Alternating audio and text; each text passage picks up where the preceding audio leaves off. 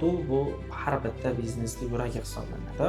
Faqat ishini ustasi bo'lsa, o'sha paytlar ham shu narsani qilib yurishgan. Oshchi retseptida o'sha go'sht, guruch, boshqa kerak bo'lgan bilan uni yana ketmaga chiroyli qila olish ham san'at. Har xil offerlar va takliflarda xatolar yoki ortiqcha va'dalar berib qo'yilgan, ya'ni ommani jalb qilish uchun. Ta'lim sohasidan $100,000 kam chek bo'ladigan narsaga kirish nimaligida bo'lib qoldi. Loyiha bo'lmasa ham mayli bekorchi bo'lib o'tirib tura qolaylik deydigan tarafga ko'proq yurardik. Har bitta narsani o'zini xaridori. Nimaga o'zimizdan loyihalarimiz qilayotganim bizdan ko'ngil xotirjam. Zapusklar hudud tanlayaptiman. Tilimiz qo'yayotgani uchun qatani ham puflab ichadigan bo'lyapti. Bu arzon choynak emas, qimmat choynak, lekin qimmat choynakdan ham o'zini ichadigan insonlari bor. Assalomu alaykum va rahmatulloh. Hurmatli do'stlar, Fundament bor loyihasini 2-sonini boshladik. Siz azizlar bilan diydor ko'rishib turganimizdan nihoyatda xursandmiz. Bugun qurilish sferasini sotuv bo'limiga aloqador bo'lgan juda ko'p og'riqlar mavjud. Aynan jamiyatimizda uy sotib olish va sotish eng qiyin muammolardan biri hisoblanyapti. Ushbu yo'nalishda o'zlarining tajribalari bilan ulashaman deb kelishgan va biz mehmon sifatida chaqirgan ekspert Husan aka va Saidov hamda o'g'illari Ulug'bek akalar bilan gaplashamiz. Assalomu alaykum. Va alaykum assalom. Siz xush kelibsiz. Rahmat. Xursand bo'ldik taklifimizni qabul qilganingiz uchun. Ulug'bek aka. Assalomu alaykum. Rahmat. Xush kelibsiz. Johir Zo'dilar biz bilan jarayonni birgalikda ham olib boradilar. Assalomu alaykum, hurmatli do'stlar. Ustoz, assalomu alaykum. Ulug'bek aka, assalomu alaykum. Xush kelibsizlar ko'rsatimizga. Ustoz, podkastimiz, ya'ni Fundament bor loyihasi asosan qurilish sferasida yurgan insonlar uchun ulardagi eng og'riqli mavzular, ya'ni sotuv bu har bitta biznesning yuragi hisoblanadi. Bugungi kunga kelib sotuvda qiyinchiliklar tug'ilyapti va biz Zapusk modeli bilan nomlagan, Zapusk ko'zi bilan nomlagan bir model mavjud. Shular haqida sizning fikrlaringizni bo'lishaylik, tajribalaringizni olaylik deb chaqirdik. Auditoriyamizga bu mavzular qiziq. Rozi bo'lsangiz shular bilan. Yaxshi, men auditoriyangiz bilan birgalikda o'zim aniqlik kiritib olay. Bu ko'rsatuv ko'proq aynan uy quruvchilar, ularning savdo bo'limlari egalariga qaratilganmi yo ommaga qaratilganmi? Chunki kimni ko'zidan bugun suhbatimiz qurilishi ham muhimda. Fundament bor loyihasi asosan xalqimiz uchun, xalqimizga qurilish yo'nalishidagi har bitta ekspertlarni olib chiqib, o'sha ekspertlar ko'zi bilan uyga qarash orqali siz xalq bo'lganingizda qaysi uydan sotib olgan bo'lardingiz va nimalarga e'tibor bergan bo'lardingiz degan savollarga javob topish maqsadida qilganmiz. Albatta bu loyihamizda ko'rgan quruvchilar ham o'ziga kerakli bo'lgan xulosalarni olishsa, xato kamchiliklardan xulosalar qilishsa, biz xursand bo'lamiz. Ma'qul. Tushundim. Unda auditoriyani ham uyga qiziqadigan insonlar menimcha bugun ko'proq keng auditoriya, uyga ehtiyoji borligi keng, lekin shu bilan birgalikda qurilish sohasida takliflar ko'p, xatolar ko'p, muammolar ko'p. Shu ma'noda menimcha ochiq suhbat bo'lar ekan deb tushundim. Bo'ldi. Nima savol bersanglar, aqlimiz, bilimimiz, tajribamiz yetgancha biz javob beramiz. Men shaxsan o'zimni quruvchi deb da'vogarlik qilmayman. Biz mana shu Golden Lake loyihalarida ozmi ko'pmi Zapusk modellarida hissamiz bor. Men qo'shilganman, mana Ulug'bek o'g'lim va uning jamoasi Zapusklarni o'tkazishda ancha yordamimiz tekkan. Tangani bu tomonni ham bilgan inson sifatida qo'limizdan kelgancha bugun bir foydali suhbat bo'lishiga harakat qilamiz. Xo'p, bo'ladi. Rahmat ustoz. Johir Zo'dalar tomonidan tayyorlangan savollar bor. Shulardan bitta boshlab, davom ettirib ketaversak. O'zi bugun savollarimiz ham juda ham qiziqarli. Aynan xalq o'zi murojaatlar asosida yig'ilgan savollar ekan. Shulardan biz to'plab kelganmiz va shu savollarni bitta berishni boshlaymiz. Xohlasa manfaatli bo'ladi degan umiddamiz. Birinchi savolimiz, Zapusk modeli nima uchun O'zbekistonda tez ommalashib ketdi? Chunki o'zim aynan shu sohada bo'lsam, soha kirib kelganiga hali ko'p bo'lmadi bozor. Aynan ommalashishiga nima sabab? Asosan qurilish sohasidan boshlanib ketdi o'zi. Undan oldin bu soha bo'lganmi oldin? Shu haqida ozgina gaplashsak zo'r bo'lardi. Unda men ozgina kirish qilib beray. Meni nazarimda bu qurilish sohadan boshlanmadi. Meni nazarimda bu 22-yillar oxiri, 23-yillar boshidan ommalashdi. 22-yillarda mana Ulug'bek tengi yigitlar, bugun ular hozir ko'p 25 plus minus yosh atrofida. Bu degani 4 yil oldin 20+ yoshdagi yigitlar zapusк modeli bor ekan. Mana shu modellarda darslarda o'qishdi. Va bozorda birinchi zapusк modelini men kuzatganim ko'proq ta'lim sohasida olib kirildi. Qayerdan kirdi ustoz? Qayerdan kirdi? Qayerdan kirganini Ulug'bekdan so'raymiz. Chunki men o'zimga ham qiziq, chunki menga taklif bergan edi. Biz Infactor biznes maktabini oldin bilsangiz bir kunlik darslarini, boshqalarini tashkil qilardik.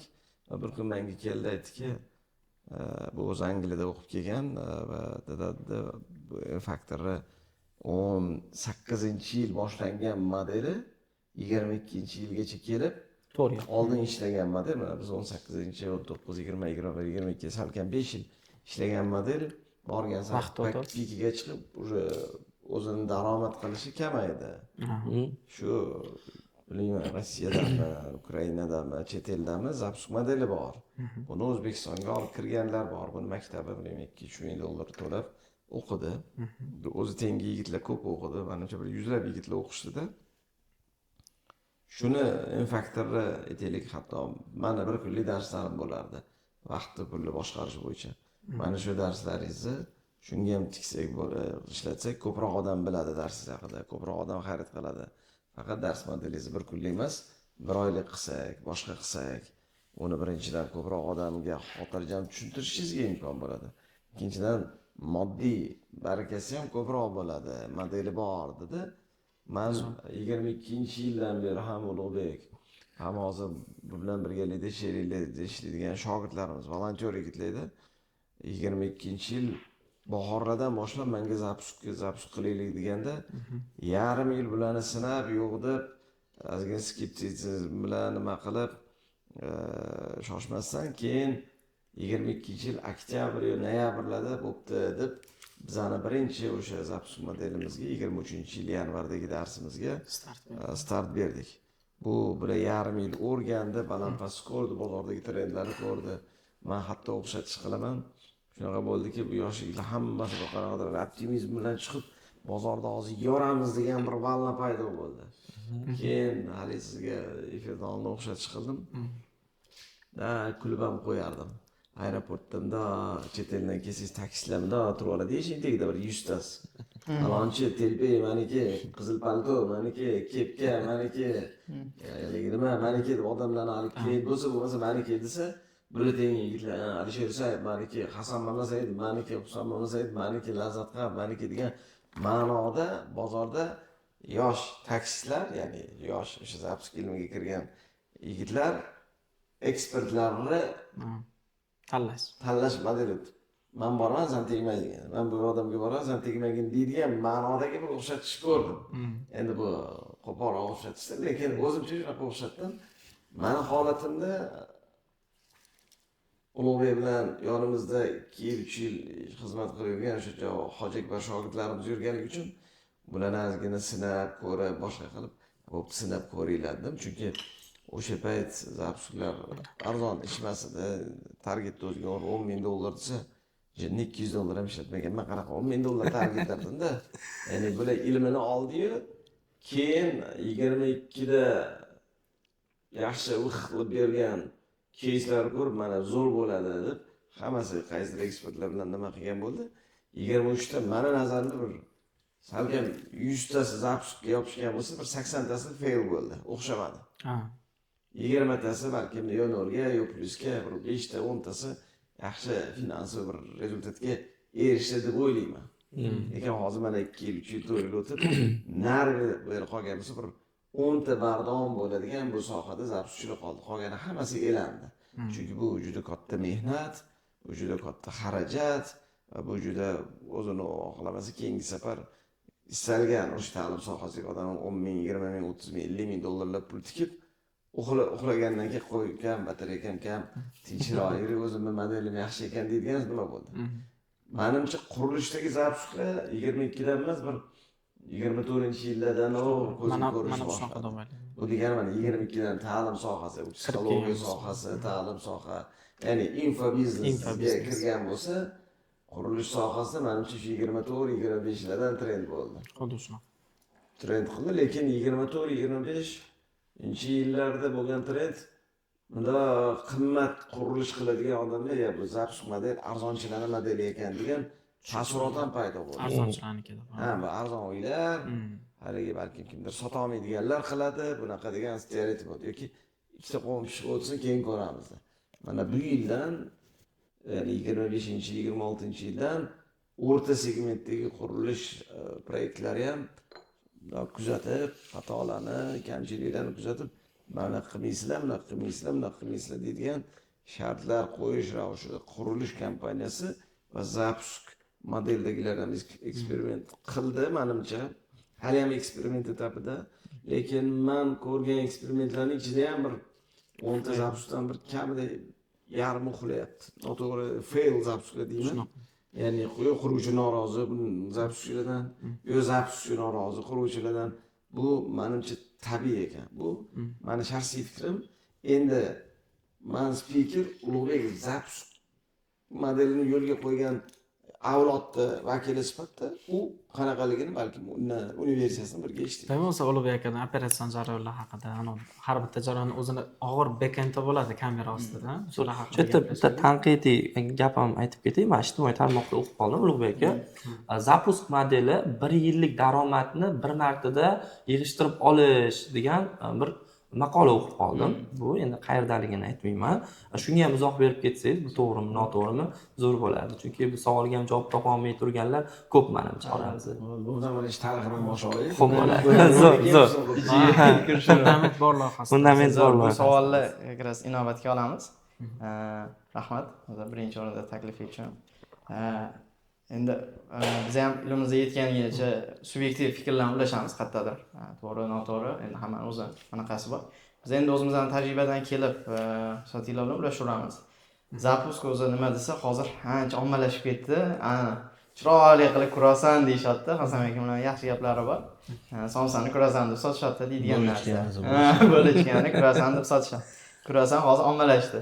Hay bo'ldi. Lekin o'zi asl zapusк nima desak, u xoh qurilish, xoh u ta'lim, xoh boshqa sohalarda o'zi ishlatilayotgan bo'lsa ham.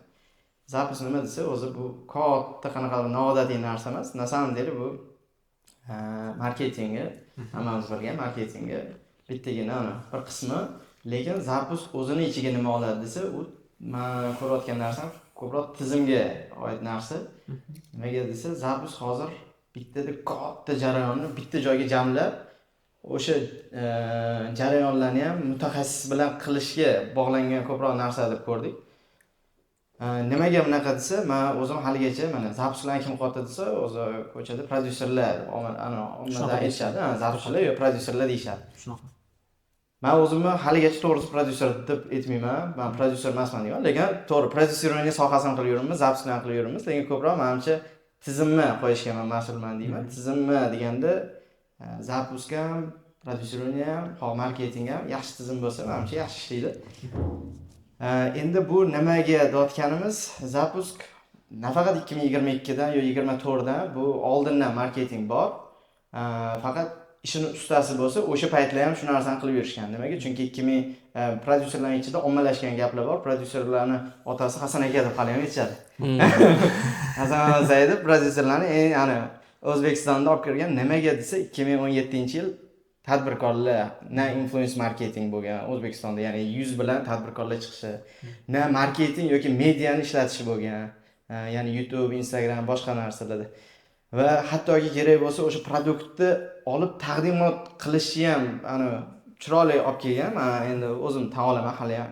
Bir tarafdan ham akimlar o'sha peshonamiz bu katta yutug'imiz deymiz, ular ostilaridan chiqqanligimiz uchun zapusklar menimcha hali ham bardom bizda chiroyli o'tadi. Lekin aytayotgan narsa marketing otasi ular bo'lganlar, prodyuserlar o'zini tilida aytadi, prodyuserlar otasi deb aytishadi. Endi Hasan amakim marketing yaxshi bo'lsa, o'zi zapusк ham chiroyli o'tadi, prodyusering ham yaxshi o'tadi, u na ta'lim deylik, na qurilish deylik. Bu o'sha mutaxassislarni o'z joyiga jamlab, bizda chunki hozirda o'sha prodyuser deganda u na marketing kichkinagina SMga qaramayapti yoki faqat targetga qaramayapti yoki faqat webinar o'tkazishga qaratmayapti. Zapusк prodyuserlar hamma narsani bitta joyda jamlab o'zida beryapti. Orkestrga o'xshab, Orkestr. Shunaqa. Orkestr qilib, chiroyli qilib mijoz bor, u xoh quruvchi bo'lsin, menga bojimni olmang, men shu savdoni qilishim uchun zo'r zapuska qilib bergan, ya'ni mijozlar oqimini qilib bergan. Kerak bo'lsa sotuvchilarim ham bor. Xohlasangiz sotuvchini ham o'zing qilib bergan deyshadi. Lekin o'sha narsani boshdan oxirigacha o'zing nazoratga olib bersang, men qurilish qilay, sen sotuvimni qilib bergin. Ya'ni o'sha unga yuklash. Zapuskalar nima qilib beryapti? Bu narsani chiroyli bo'ldi. Полный siklda bo'yinga olgan holatda webinar kim o'tkazadi, targetni kim yoqadi, auditoriyani chiroyli org'ilariga, e'tirozlariga javobini berish. Ya'ni mana shu narsa zapuskka, ya'ni to'liq siklini o'ziga olgan holati hozir chiroyli qilib o'sha bulutchka emas, kruasan deb, endi chiroyli ichida somsasi ham, go'shti ham bor, boshqasi ham bor deb zapusk deyilyapti, lekin bu asl qayerdan keldi deydigan savolimiz ham menimcha noto'g'ri bo'ladi deb bekorga aytmadim. Marketing oldindan bor. Faqat marketingni qaysi rakursdan qarash, chunki oldin bir paytlar bo'lgan, hattoki O'zbekistonda SMM hype bo'ldi. Keyin marketologlar hype bo'ldi, keyin prodyuserlar hype bo'ldi. Xuddi shu menimcha bu marketingga, ya'ni hozir o'sha texnologiyalar influence marketing ishlatilyapti. Faqat artistlar emas, boshqa chehralarda, tadbirkorlar yoki boshqa yuzlar har xil o'sha influence marketing ishlatilyapti, o'z o'rnida boshqa ishlatilyapti. Bu lekin O'zbekistonga na Rossiyadan keldi deya olamiz. Chunki Rossiyadan ham kelgan joy bor. Oldik, Timachkolar, o'sha Daniel Matuhnolami, o'sha har xil anaqa bo'lardi, Instaboslar, ya'ni yosh avlod ulardan o'rnak oldi. Lekin bu narsa Amerikada ham bor, Angliyada ham bor. Men to'g'risi esimda, endi o'zimizni Angliyada ta'lim olib o'qiyotgan paytimiz, ular endi zapus deyishadimi bilmayman nomini, lekin treningga borardik. Treningda zo'r seminar o'tib, oxirida ana yoqqa borasizlar kassadirdi. Ya'ni konversiyani o'tkazishdi. Bu ham taqdimotning ichida savdoni qilish o'zi zapusk deb aytilyapti. Bu zapuskka o'sha ikkinchi termini men o'zim haligacha aytaman. Kimlardir skeptik qarasa, zapusk hali yemaydi yoki bu ana arzonchi anaqalarniki deydiganlarda zapusk bo'lmasa taqdimot deymiz. Chiroyli qilib, ya'ni taqdimotda, lekin har xil formatda bor. U qurilishda taqdimot 2024 dan kirib keldi demaymiz. Qurilish borki, u baribir o'zini yangi ochilishini, nima, savdo ochilish kuni, prezentatsiyalar, tadbirlar. Savdo ochilish kunini hattoki men o'zim hurmat qilgan ustozlarim misolida, endi ustozlarim emas, Murodxon aka Nazarov, do'stlar deydigan proyektlarni ham, Cambridge degan proyektlarni ham, Felichta proyektlarida ham taqdimoti ochilishi uxdek bo'lgan, ya'ni juda zo'r. Bu ham taqdimotmi desa taqdimot, zapuskmi desa zapusk. Nimaga? Chunki o'sha ochilishda ham offline bo'lsa ham, onlayn emas, offline bo'lsa ham, lekin o'sha mashhur o'zini hurmat qilgan, yaxshi insonlar, chehralar, o'sha uy olgan, mulk olgan insonlarni ko'rib, olmaganlar ham o'sha yerda lekin bo'ladi deb puldor insonlar. Qaror qabul qilishiga bir sabab bo'lishi uchun shu taqdimot o'tkazildi. Taqdimotni xoh zapusk deylik, xoh taqdimot deylik. Hozir lekin buni o'zgargan tarafi faqat onlaynda, Instagram, YouTube'lar rivojlangan davrda yashayapmiz. Bu narsani kim yaxshi qilyapti desa, yosh avlod. Yosh avlod, chunki YouTube'larni tezda chumib olib, Instagram yaxshi chumib olib, nimaga o'sha M-Factor yoki Hazanaga o'sha birinchi prodyuserlarni yaratuvchilar deyshadi. Hozir prodyuserlarni yo zapuskchilarni bozorini qarasangiz ham O'zbekistonda nasamizlar juda ko'pi M-Factordan chiqqan shogirdlar. Ko'pchiligi juda ko'pi. U endi men hammani aytib qilib o'tirmay, u spikerlarga ham, boshqaga ham noto'g'ri bo'lmasligi uchun, lekin M-Factorni shogirdlari, bu yoqda ham qarasak, bu yoqda ham qarasak, bu yoqda ham qarasak, M-Factor shogirdlar, lekin M-Factor mediasini o'sha digitalga, Instagram, YouTube'ga o'rgatganlar endi Hasan aka, Husan aka boshchiliklarida bo'lgan M-Factor ochilishi bilan undan keyin M-Factor avlodi, ya'ni hozir menimcha kengani bayroq olib, ustozlarning duosini olib deb, endi men ham to'g'risi o'shaning uchun aytaman, biz ham hali ham xizmatchilikda M-Factor ichida deymiz. Biz ham ustozlar xatga mana shuni zapuskini qilasan deysa, o'sha yerga qaramay chiroyli endi yuzimiz yorug' bo'lsin deb hozirgacha ko'z tegmasin, xoh MLP ni ishonib topshirishganda, xoh Golden Lake ishonib topshirishganda yuzimiz endi yorug' bo'lib bardavom bo'lib turishini niyat qilib turamiz. Hozir bitta savol bermoqchi edim. Gapingizni oxirida, lekin tushunib oldim. ana standart model bilan zapust modelda sotishda nima farqi bor asosiy demoqchi edim. Ya'ni hozir bitta so'z bilan olganda taqdimot bo'ldi-da, to'g'rimi? Taqdimot. Avvalgi formati, demak, offlaynda bo'lgan, bu mavjud bo'lgan. Instagram, Telegram, Facebooklar rivojlanishi hisobidan, targetlar, yangi sistemalar joriy qilish hisobidan bu onlayn formatga ko'chdi, to'g'rimi? Shunaqa deb yakunlasak.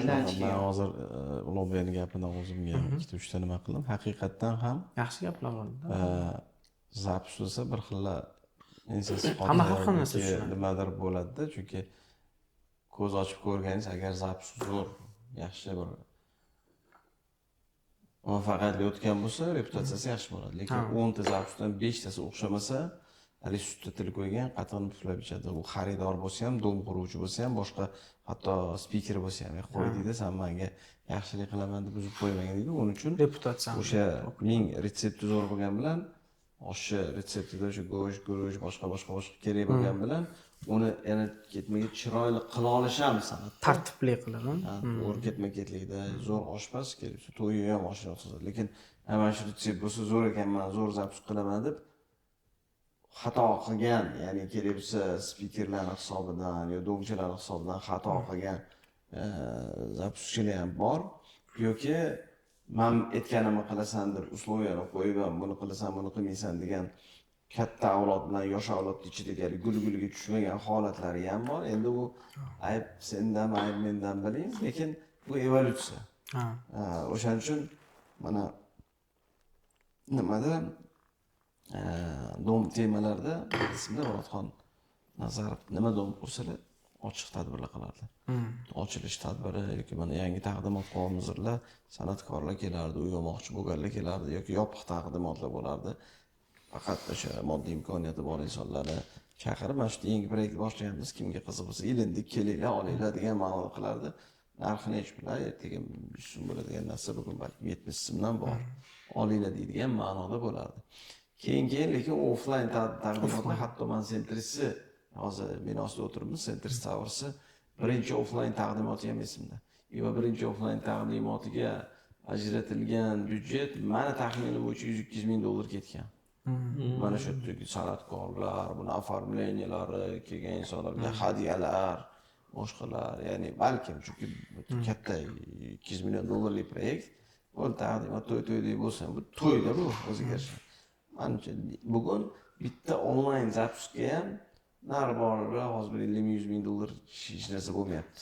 Chunki u target yo'q. Faqat bu offlayn taqdimotga siz uzoq bilan 50 ta 100 ta odam chaqirsangiz, onlayn taqdimotga 10 ming ta odamni ham chaqira olasiz.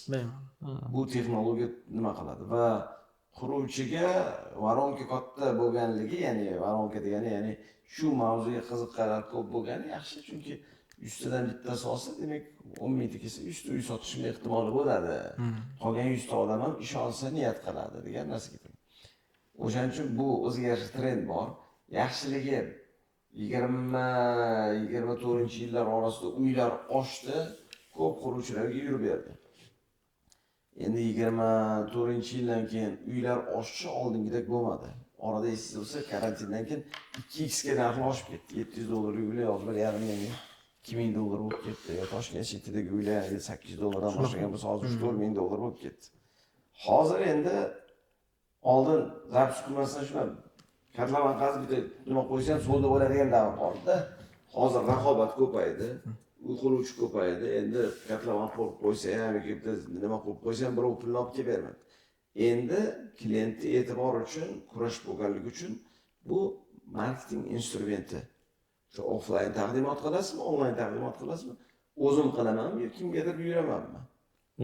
Xuddi masalan bizda Golden Lake, mana oilamizning loyihalari bo'lsa, Golden Lake'da developer Golden Lake, lekin quruvchi turklar, Cherikar quryapti. Centris Towers, developer Centris nima, lekin ko'ch quryapti. Ya'ni o'zim quraman, arzon bo'ladi emas. Kim zo'r qiladi? Pulini beraman, u qurib bersin.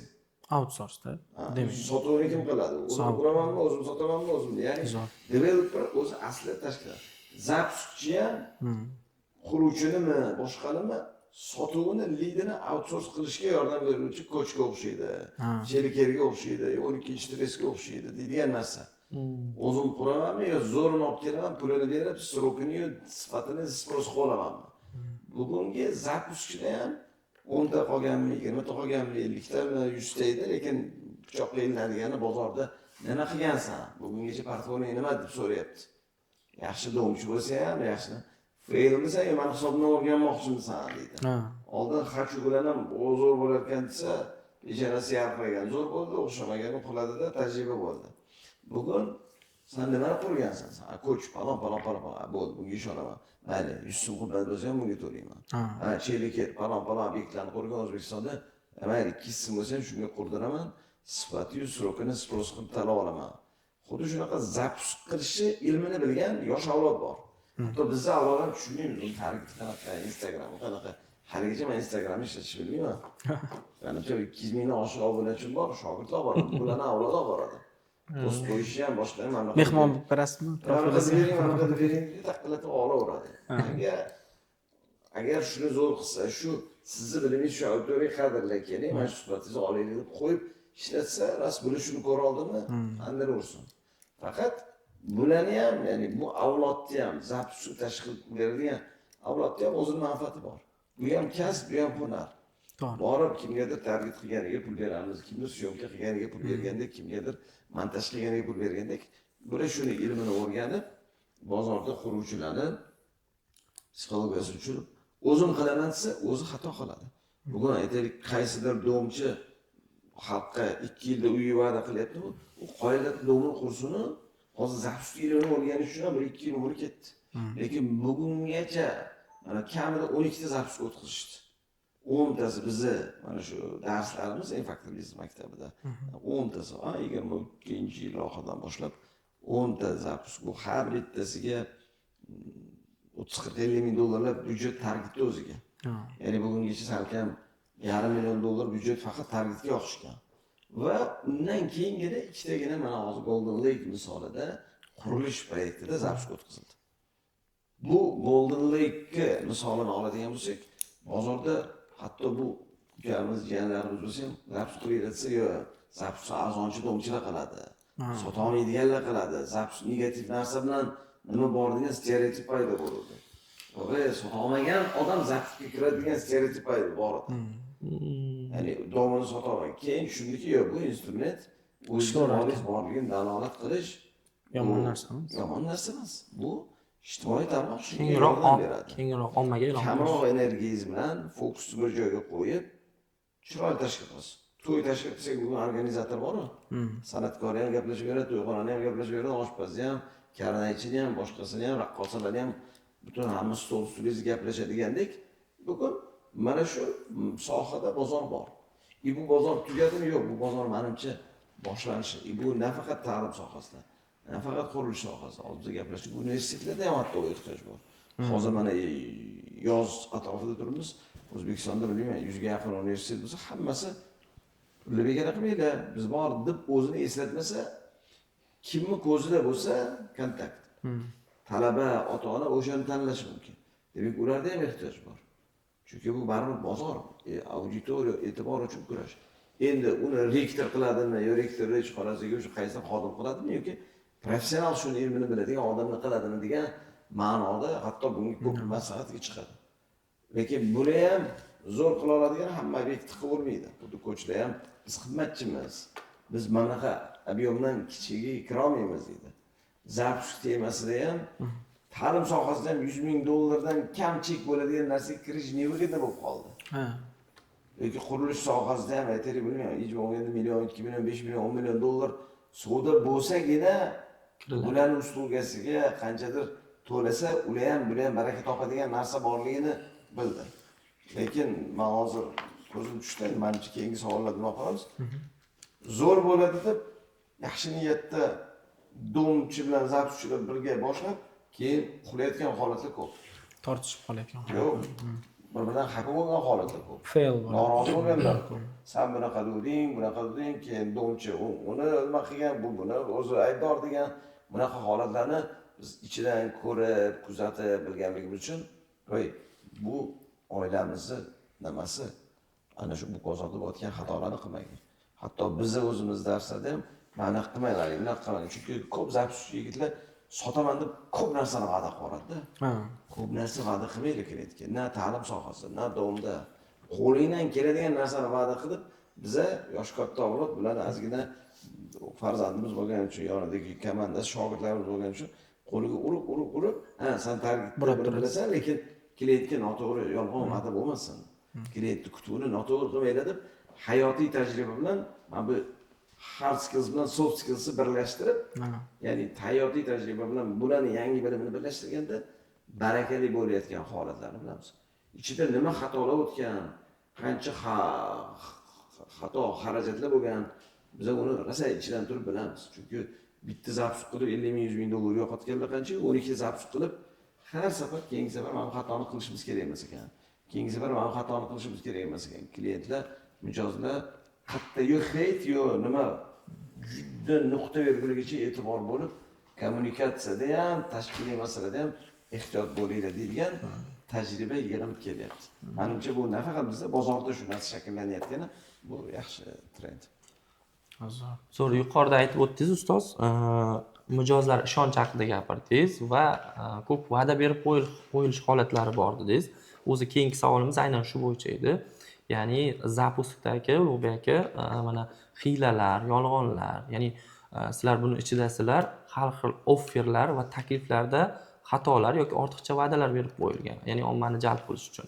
Xo'sh, bu vaziyatlarga qanaqa qaraymiz va bularni, misol mijozni ishonchini tushirib qo'ymayaptimi bozorda?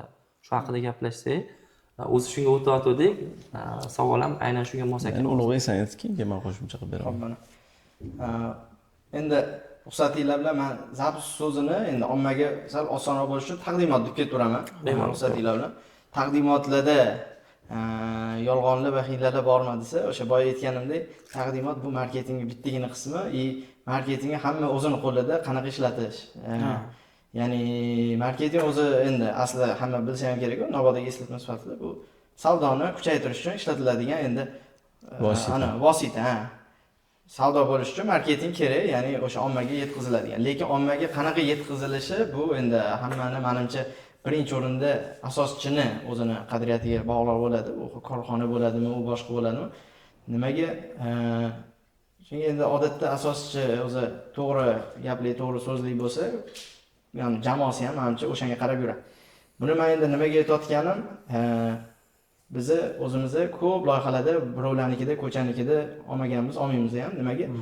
Ya'ni ko'plar endi maslahatga boramiz. Maslahatga boramiz, auditga boramiz, yordam beraylik deymiz, lekin qatnasha olmaymiz. Ko'pida nimaga? Chunki o'zimiz ikkilanamiz, bu loyihani hali uspeshli bo'ladimi, muvaffaqiyatli bo'lib, to'g'ri auditoriyaga yetkaziladimi yo'qmi, qadriyatga aloqasi yoki bitadimi yo'qmi? Men berkitmayman, endi Golden Lake'ga kirishdan oldin qurilishlarni ancha o'zimiz o'rganib, bunday kirishayotganimizda o'sha taqdimoti davomida 3-4 talari kelinglar, mana ishlaylik ham deyishdi. Kimdirlar o'sha Toshkentda, kimdirlar Buxoroda. Men o'zim to'g'risi qochdik. Nimaga desa, bu taqdimotni qilib berganimizdan keyin bu qurilishnikini hali otangga rahmat deydigan so'zni eshitishga o'zim ko'zim yetmayapti deydigan ehtiyotkorlikdan nabarat qochaverardik. Ko'plar bizga ishonsa ham yoki-da loyihalarimizni bilishganligi uchun ishlashga ularga yaxshi, qiziq, lekin bizni loyiha bo'lmasa ham mayli bekorchi bo'lib o'tirib tura qolaylik deydigan tarafga ko'proq yurardik. Nimaga? Chunki bitta kichkina loyiha olib yoki-da katta loyiha bo'lsa ham muvaffaqiyatli bo'lmasa, ertangi kuni uyaltirsa, endi odamlar ham oldimda o'tirib turib, kakras o'sha bir qadriyatdan yaxshi anaqa berganlar oldin tarbiya, aroq sotgan ham, arog'i yetkazib bergan ham, olib beruvchi ham, quyib beruvchi ham deydigan holatda u uy quruvchi biza qo'limizda emas. Uyga qanaqa qurishi, boshqa qilishi, lekin ertangi kuni biza marketingida qatnashayotganimizda mana shuni aytinglar, bizani turar joyimizda bog'cha yoki mamlaqalar bo'ladi, sport maskalar bo'ladi, basseynlar bo'ladi, aytgan desak, aytishga majbur bo'lamiz marketing nuqtai nazaridan. Lekin bo'lmay qolsa yoki o'sha 2 yilda bitadi, 2 yilda bitmasa, biz endi ommada ko'rinmaymiz, lekin baribir ertangi kuni sizlar qatnashgan edinglar, mana shundan taqdimotiga. Berkitgan bitta yaxshi turar joy muassasasi bor. O'zimizda yaxshi bilamiz ular. Marketologlarni yaxshi bilardik. Lekin turar joy muassasasi ishonchli bo'lmadi, yaxshi o'xshamadi.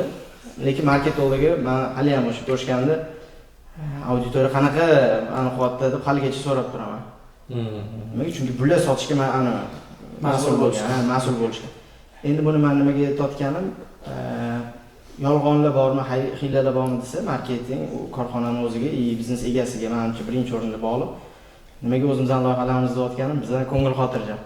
Factory ham loyihalarni qilsak, Centris Developmentga, Golden Lake'ga qadriyatli ustuvor deydigan holatda ko'ngil xotirjam, bemalol sotishga ham, savdosini qilishga ham o'ylamaymiz, ikkilanmaymiz. Endi xuddi shu narsada qanaqa yolg'onlar va hiylalar bor deydigan holatini endi imkoniyatsa javob ulashib ketishgan. 3 ta men ko'rgan aslan eng belgilab o'tadigan joy bor. Birinchisi bo'rttirish, ikkinchisi o'sha o'ziniki bo'lmagan mulkka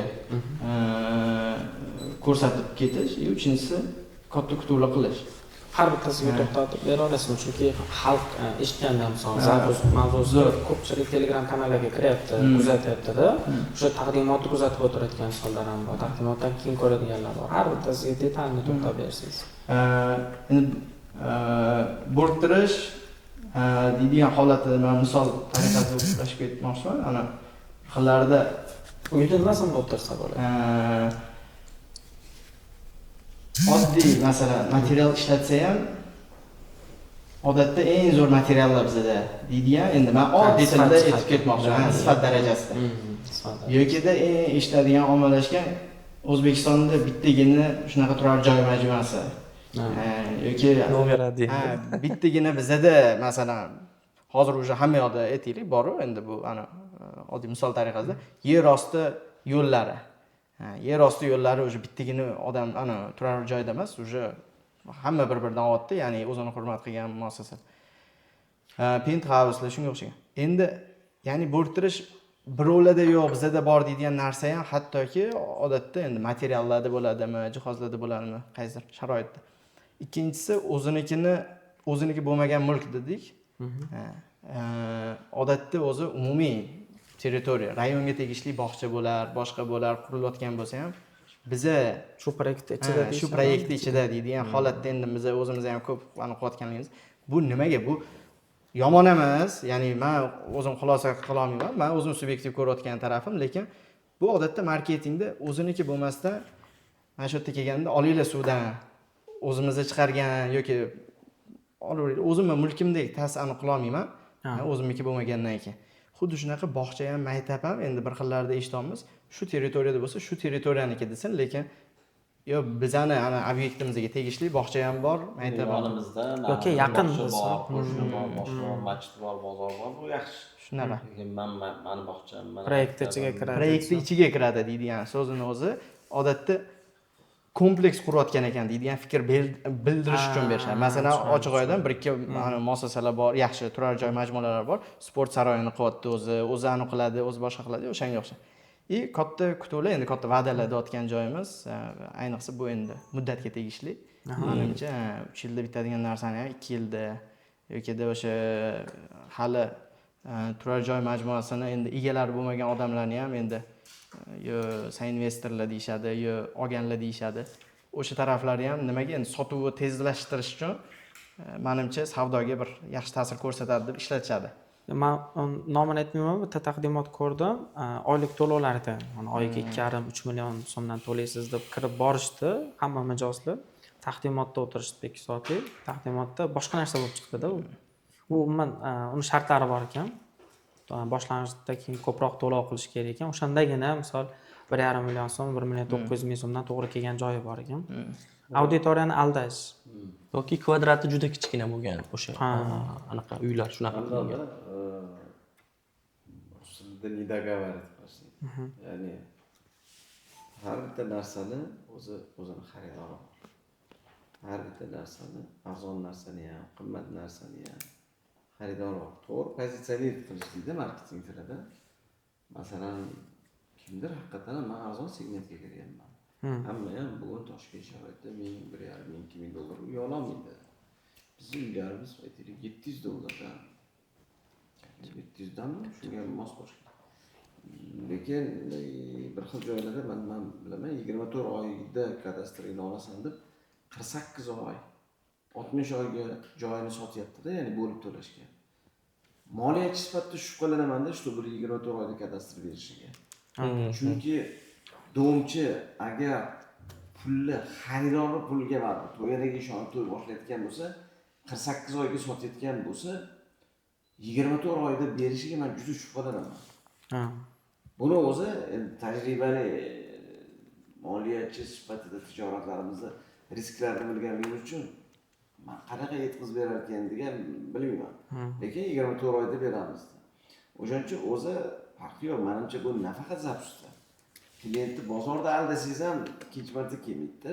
Xuddi shu. Bir martalik sotuv Bir martalik sotuv bo'ladi. Tarozdan Klientni maqtab ustiga olmani yaxshi qo'y ichiga chiriganini qo'ysangiz, klientni bir marta aldingiz, bir marta pulni olasiz. Lekin bu sohada men xudo xolisa shu o'lmasam, isnashilom qo'shilgan bo'lsa, shu mavzuda men quruvchi bo'lib bitta emas, hali 5 ta, 10 ta, 17, 20 yil insonlarga xizmat qilaman. Ha, biza Mirabad Avenue klassdagi tam $3000 narsalar quryapmiz yoki biza mana Apexga o'xshagan arzon emas, Mirabadda qimmat narsa quryapmiz. $2000, $3000, $4-5000 kelsa Toshkentda joylar bor-da. Mana Center Towers ham arzon joy emas. To'g'ri. Kelganda boshlang'ich bahosi $2500 atrofida edi, $2400 da. Birov kelsa biz hech qachon arzon joy demaymiz. Hatto Golden Lake nimalarda ham baraka topkurlar. Ko'p zapuslarga o'rganib qolgansizlar. Hayolingizda zapus arzonchi degan narsaga berilmaydi deymiz. Bu uy arzon uylar emas Golden Lake. Bu sizlarga tasavvur qilishingiz uchun ana Mirabadda yo'li, ana Toshkent City'dagi yaxshi uylarni bugun yaxshi bahoda olish ma'nosida ko'ringlar deb kutuvi to'g'irlash muhimda. Men arzon dedimmi? Men arzon berishim kerak. Bizani hatto Golden Lake'da bir shogirdimiz sarvarlar arzon uylarda bir Hasan akam bilan intervyu qildi. Ichiga kirsam odamlar heyt tiqilib yotibdi. Cover page'ga arzon uy. O'zini kanalida xuddi siz olyapsiz-da, faraz qiling Golden Lake arzon uylar deb yozsangiz, aytaman, shunday qilib prosmotr zo'r, lekin prosmotr ichidagi so'qishlar uchun zo'r. Nimasi arzon? $1000 ku deydi.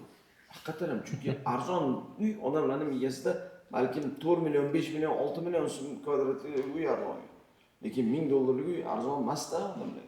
Shuning uchun arzon deyish kerak emas, o'rta segmentdagi uy yoki qimmat bo'ladigan uy bugun zo'r bahoda olish mumkin. Mana bu so'z muhim. Yoki mana bu yerda haligi bo'rktirishda men ham kuzataman, bir xil payt bir xil mana ko'raman deb, men tomoshabinman, men quruvchi emasman. Hatto Golden Lake quruvchisi yoki Center Towers quruvchisi emasman. Oilani vakili sifatida gap yo'q. Hatto shu Golden Lake'dan kelib o'zimga, o'g'limga, qizimga uy olganman.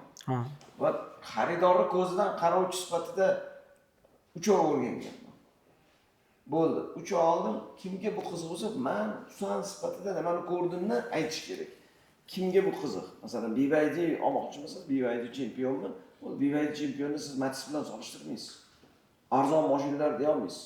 Bo'ldi, odamlar BYD chempion bugun bozorda $30,000 mi, men bilmayman, $27,000 mi? Bu $27,000 BYD chempion. Kerak bo'lsa, bilinglar, shu yerda bizda bor shu narsa. Dalolat qilish kerak. Ya'ni zapusga niyati mana shu mahsulotingiz buni arzon suv demaymiz-ku. Baland bo'ladi. Men bilmayman, balki 1000 so'm turar, 2000 so'm, 5000, 10000 turar. Arzon suv nimasi arzon deydi kimdir. Hatto borib bakalashga tegmas. Ya'ni bo'rtirish deganda yolg'on ishlatish kerak emas. Noto'g'ri va'da qilish kerak emas. 24 oy dedingizmi? Imkon bo'lsa 20 oyda beradigan narsangizni 24 oy va'da qiling. 48 oy, 60 oyga pulini oldingizmi? Masalan, bir xil 100% to'lab chegirmada 24 oyda kadastr olasiz deydi. Men sirasi shubhaga boraman. 24 oyda ololmaydi deyman. Buni ham bera olmaydi deyman. Yo'q. Quruvchini cho'nchagi chuqur bo'lishi kerak. O'zini bir taqqallatib berib, bo'ldi, men qolgan odamlarga 60 oyga bersam ham matematikam ko'taradi deyish kerak. Lekin bozorda pulli bahosi degan narsa bor. Odamlar arzon ekan degan narsaga uchish kerak emas. Xuddi omonatga pul qo'ysa, bugun odamlarning kutuvi, aytaylik, bankka omonatmi yoki halol instrumentlarga omonatga qo'ysa, bugun odamlar 10% ga omonatga so'mini qo'ymaydi. Kamida 20 necha foiz bo'lsa qo'yadi. Yoki kredit olib yuribdi hamma 25-30%. Bu degani pulli bahosi bozorda 25-30%. Domchi ham pulni katta xolasizlikdan olmaydida. Yo o'zini cho'nchagi bo'lishi kerak, yo kreditni olib qo'yish kerak, yoki o'sha xalqdan olgan puliga qurish kerak.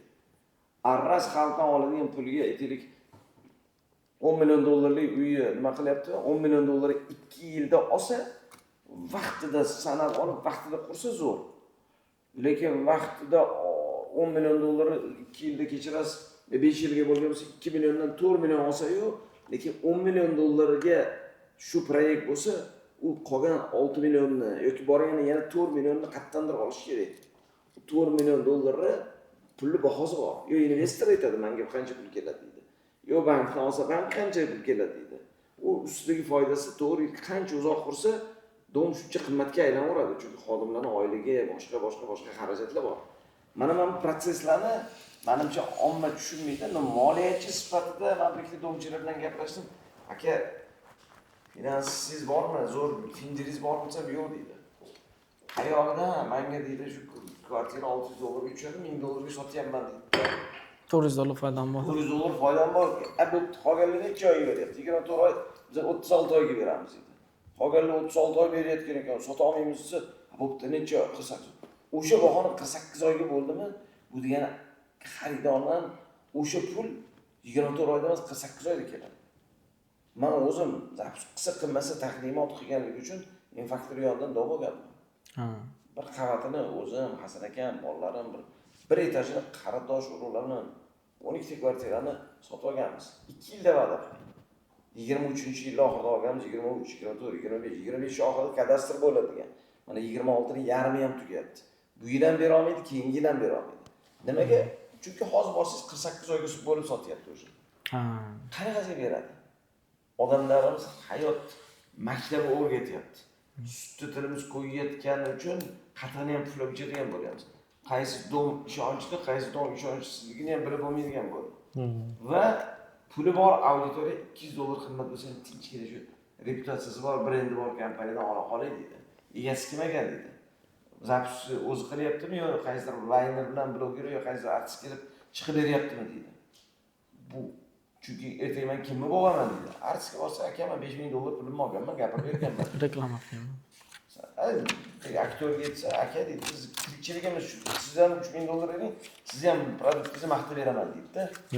Bloger ham, layner ham, san'atkor ham shu, men artistman deydi, men blogerman deydi. Nima tirikchiligim shu aka deydi. Paketlarni ham beradi, prokuraturaga chaqsa, 5000 dollardan olganman, gapirganman deydi. Mendan nimani so'raysiz? Men ham ishonganman sizga o'xshab deydi. Tamom. Yana pul bersangiz shu holat bo'yicha boshqatdan beraman. Yo'q, men holatni ko'ryapman. Uxlab va'da qilgan srokida bajarmasa, akalar, bunaqa xavotir olasizmi? Javob deb chiqyapti. O qanaqasiga bu qurilish sohasini bilmaydigan, finans sohasini bilmaydigan layner chiqib javob deyapti. Chunki 5000 dollar olgan, 10000 dollar zo'r sayratyapti javob. Lekin ertaga bo'lmasa odamlar nafaqat quruvchilar. O'sha layner, bloger, san'atkorlar norozida.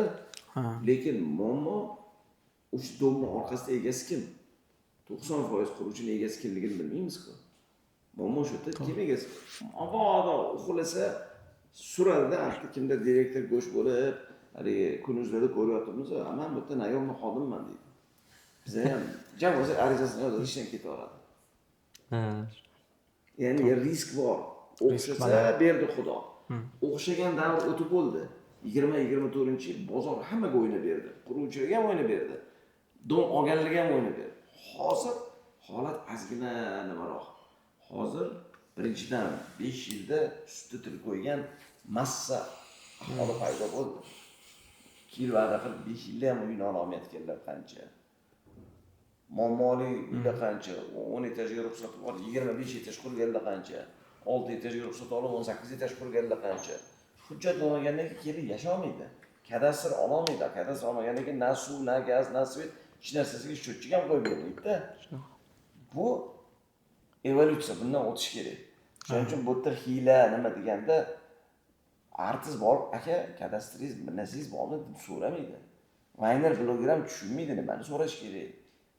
Ya'ni shuning uchun odamlar ozgina ehtiyot bo'lib qoldi.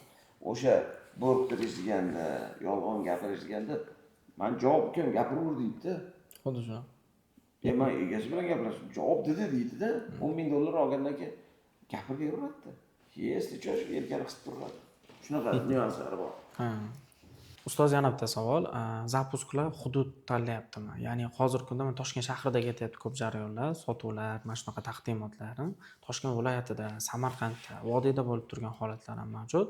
Toshkent viloyatida bo'lib turgan zapusklarni ham eshityapmiz. Men shaxsan bitta o'zim eshitganim Yangiyo'lda bo'lganim, fail bo'lgan.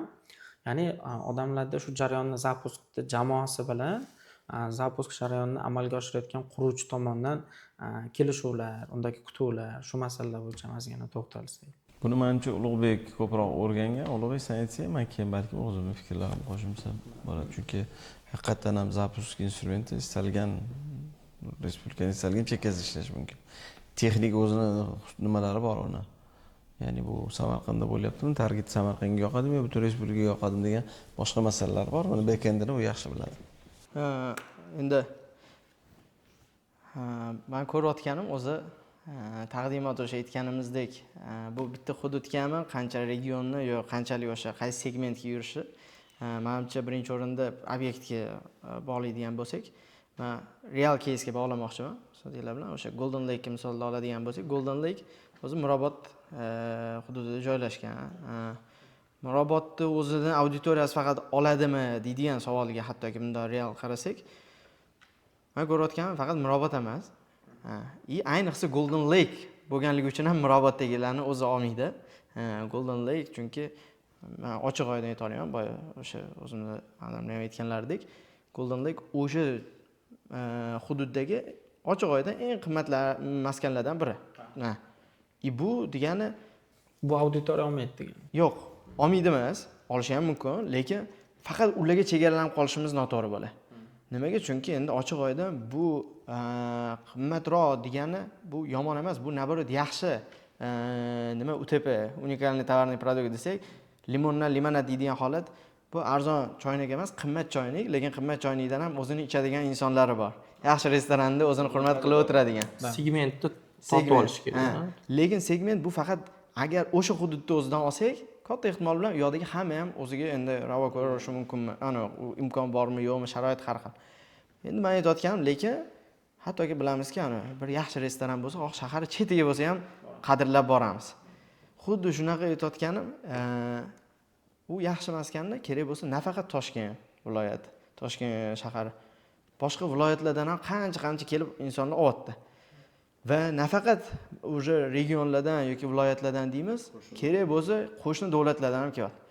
Biz 14-noyabrda shu 25-yilda taqdimot o'tkazdik Golden Lake'da. Golden Lake'ga hattoki o'sha jamoasi ham o'zlari uchun bunday qarashdi. Tojiklar yaxshi olayotgan ekan. Tojik o'zimiz ham qo'shni davlatdan anaqa qiziqib shu maskanga. Tojik auditoriyasiga ham target yoqildi ekan. Ya'ni ular biza taqdimotdan keyin tojik kerak bo'lsa influenserni chaqirishdi. Ya'ni yuz chehrani, blogermi, tadbirkormi o'shalarni chaqirib, ularni talqinida chiqarishdi video. Bu ham o'sha marketing endi o'sha tojik lekin auditoriyasiga. Bu safarga o'sha oxirgi taqdimotdan keyin aytdik, davayte yana qo'shni davlatlarga yoqamiz, shu bilan birgalikda rus tilidagi taqdimot qilamiz. Buni kakrasdagi Golden Lake'dan ham endi o'zimiznikilar bo'lganliklari uchun ular ham aytishdi, rus tilidagi o'tgan safar yaxshi bo'ldi, davayte shu narsani kuchaytiraylik deyishdi. Rus tiliga alohida kanal ochdik, rus tilida alohida program, alohida undan ham Instagramlardan trafik tortilib, alohida rus tilida taqdimot ham o'tkazildi. Qurilish kompaniyangizda sotuvlar siz kutgan natijani bermayaptimi? Sotuvni audit va diagnostika orqali muammoni aniqlaymiz. Batafsil ma'lumot uchun ekrandagi raqamga bog'laning. Menga bir kishi aytdiki, Husan akada meni nomimga falon kompaniyani uchrediteli sizni bunaqa qilishni tekshirsam, mana bitta kompaniyaga uchrediteli. Sizga ham tekshirib beradi, eng faktor Husan bo'lmasa edi, yana falon kompaniyani uchrediteli deb qo'ygan. Men hayotda olib kompaniyaga uchredit qilmagan. Sizga bitta konvertga $50 tipa bir narsani jo'natdi, siz bilan uchreditimiz deb. Ya'ni odamlarga yolg'on aytib, bizani uchreditli Husan aka, Javohir aka, Ishmat aka, Toshmat aka deyish uchun ham bu xiyla, xuddi Tayson bo'lib yashaydi deyish bu yolg'on aslida. Taysonga bizdan hadya yoki haligi Ronaldoga bizdan Dubaydan hadya deb balkim sotar. Ronaldo keladimi, kelmaydimi? Yoki Tayson keladimi, kelmaydimi? Nima bo'ldi? Taysonga hadya. Taysonga nima qiladi? Soqolga soqqasini beringlar deydi masalan. Ja, agar Tayson nomini ishlatmoqchi bo'lsanglar. O'shaning uchun bu o'sha hiyla, bu o'sha yolg'on bo'lishi mumkin. Eng asosiysi nima farq bor? Men Taysonga qo'shni bo'lish niyatim yo'q. Men yaxshi joyda, yaxshi mahallada, yaxshi uyda nima qilib yoki kimdir aytadi, "Yo'q, men xohlayman Toshkent Cityda yashash, Mirabat Avenida yoki palon Murad Buildingsda yashash xohlayman, Golden Lake'da yashash xohlayman, lekin shunchagim ko'tarmaydi. Men o'z zo'r oyda 15 million pul topadigan odamman. U odamga istamasa arzon kerak. Endi viloyatlar temasini ham men ko'rdim, hali aytdingiz. Viloyatlarda ham nimaga zapusga o'xshayapti yoki taligi yeyapti deymiz. Chunki odamlarda ehtiyoj bor. Har yil 8 mingta tug'ilish bor O'zbekistonda. Bitta oila hozir bugun 3-4 ta farzandi bo'lsa, sekin-sekin farzandlar katta bo'lgandan keyin ularga uyga ehtiyoj bor. Bo'ldi. Eng asosiy narsa quruvchi nimada ehtiyoj bor va kimga moslab quraman degan savolni ko'rish kerak. Men arzon segmentli uy quramanmi? Mayli, gap yo'q. Men bilaman viloyatda 6 million, 7 million, 8 millionga uy quradi. Qarayman, matematikasi ko'tararmikin deyman. Nisbatan Toshkentdan ko'ra yer arzon. Toshkentda mayli 50 ming, 100 ming dollar yer, u yerda balki tekinga yer olar yoki 5 ming, 10 ming dollardan yer olgandir. Qarovsiz yotgan joyda olganlar. Mayli, qanaqa bo'lsa. Sivistoyimiz bor, aytadi. 5-6 mingga, mana qilib sotsam ko'tarar. Ko'tarar gap yo'q. Faqat bitta narsa bor. To'lov qobiliyat past bo'lgan odamda har doim risk bor, ehtimol bor. To'lov, ya'ni pul kelmay qolish. Puli yetmay qolish. U xohlasa ham pul orttiradi, ya'ni qo'lida o'sha uyga pasportdan kelsa ham uy berib olamiz, kontrakt berib olamiz. U inson umid berib qo'yasizda, qo'lida birinchi 10 millionni qarz havola qilib bo'lsa ham yig'adi, lekin sen 50 oy davomida 10 million olib kelishing keraksa, o'zi bechora 10 million emas, 8 ming oylikka zo'r ro'zg'orni, 5 ming oylikka ro'zg'orni ortqizib yurgan odamdir. Emotsiya ta'sirida olib qo'yadi. Emotsiyada oladi. Bu bir tarafdan unga ishonch bag'ishlaydi, harakat qilaman, olaman deydi. Niyat yaxshi quruvchida ham. Lekin bera olmasa, quruvchiga pul tushumi kamaygandan keyin muammo tuxummi, to'g'mi, nima sabab degandek, sabab muammo bor moddiy masalaga borib taqaladi. Keyin yo'q bu bilan sudlashish kerak. Yo'q sizlar vaqtida to'lamadinglar, o'shaning uchun biz vaqtida bajarmadik desa, kimdir zo'r bahosiga qiziqib 20% chegirmasiga qiziqib 100% to'lab qo'ygan. Kelmas 5 yilda ham ololmagandan keyin xeyr boshlanadi. Keyin kunuzga post chiqadi, keyin bu bo'ladi, pulni qaytarib bersa, pul bitomga kirgan. Meni majburiy aka, meni hali o'zim aytgandek o'zim quruvchim. Aka qamatsangiz ham hozir puli yo'q. Tushgan pulni men shu uylarni egasiga topshiring, sabr qiling deb turibdi-da. Endi qamatsang ham, davlat ham qamashi ham mumkin deb odamlarni. Undan ko'ra qamasa yana shuncha odam bor, davlatga pretenziya qiladi. To'g'ri. Dilami shu O'zbekistondan chiqolmagan pul zapret qo'yib qo'yishga pasportiga o'sha quruvchilar egasiga.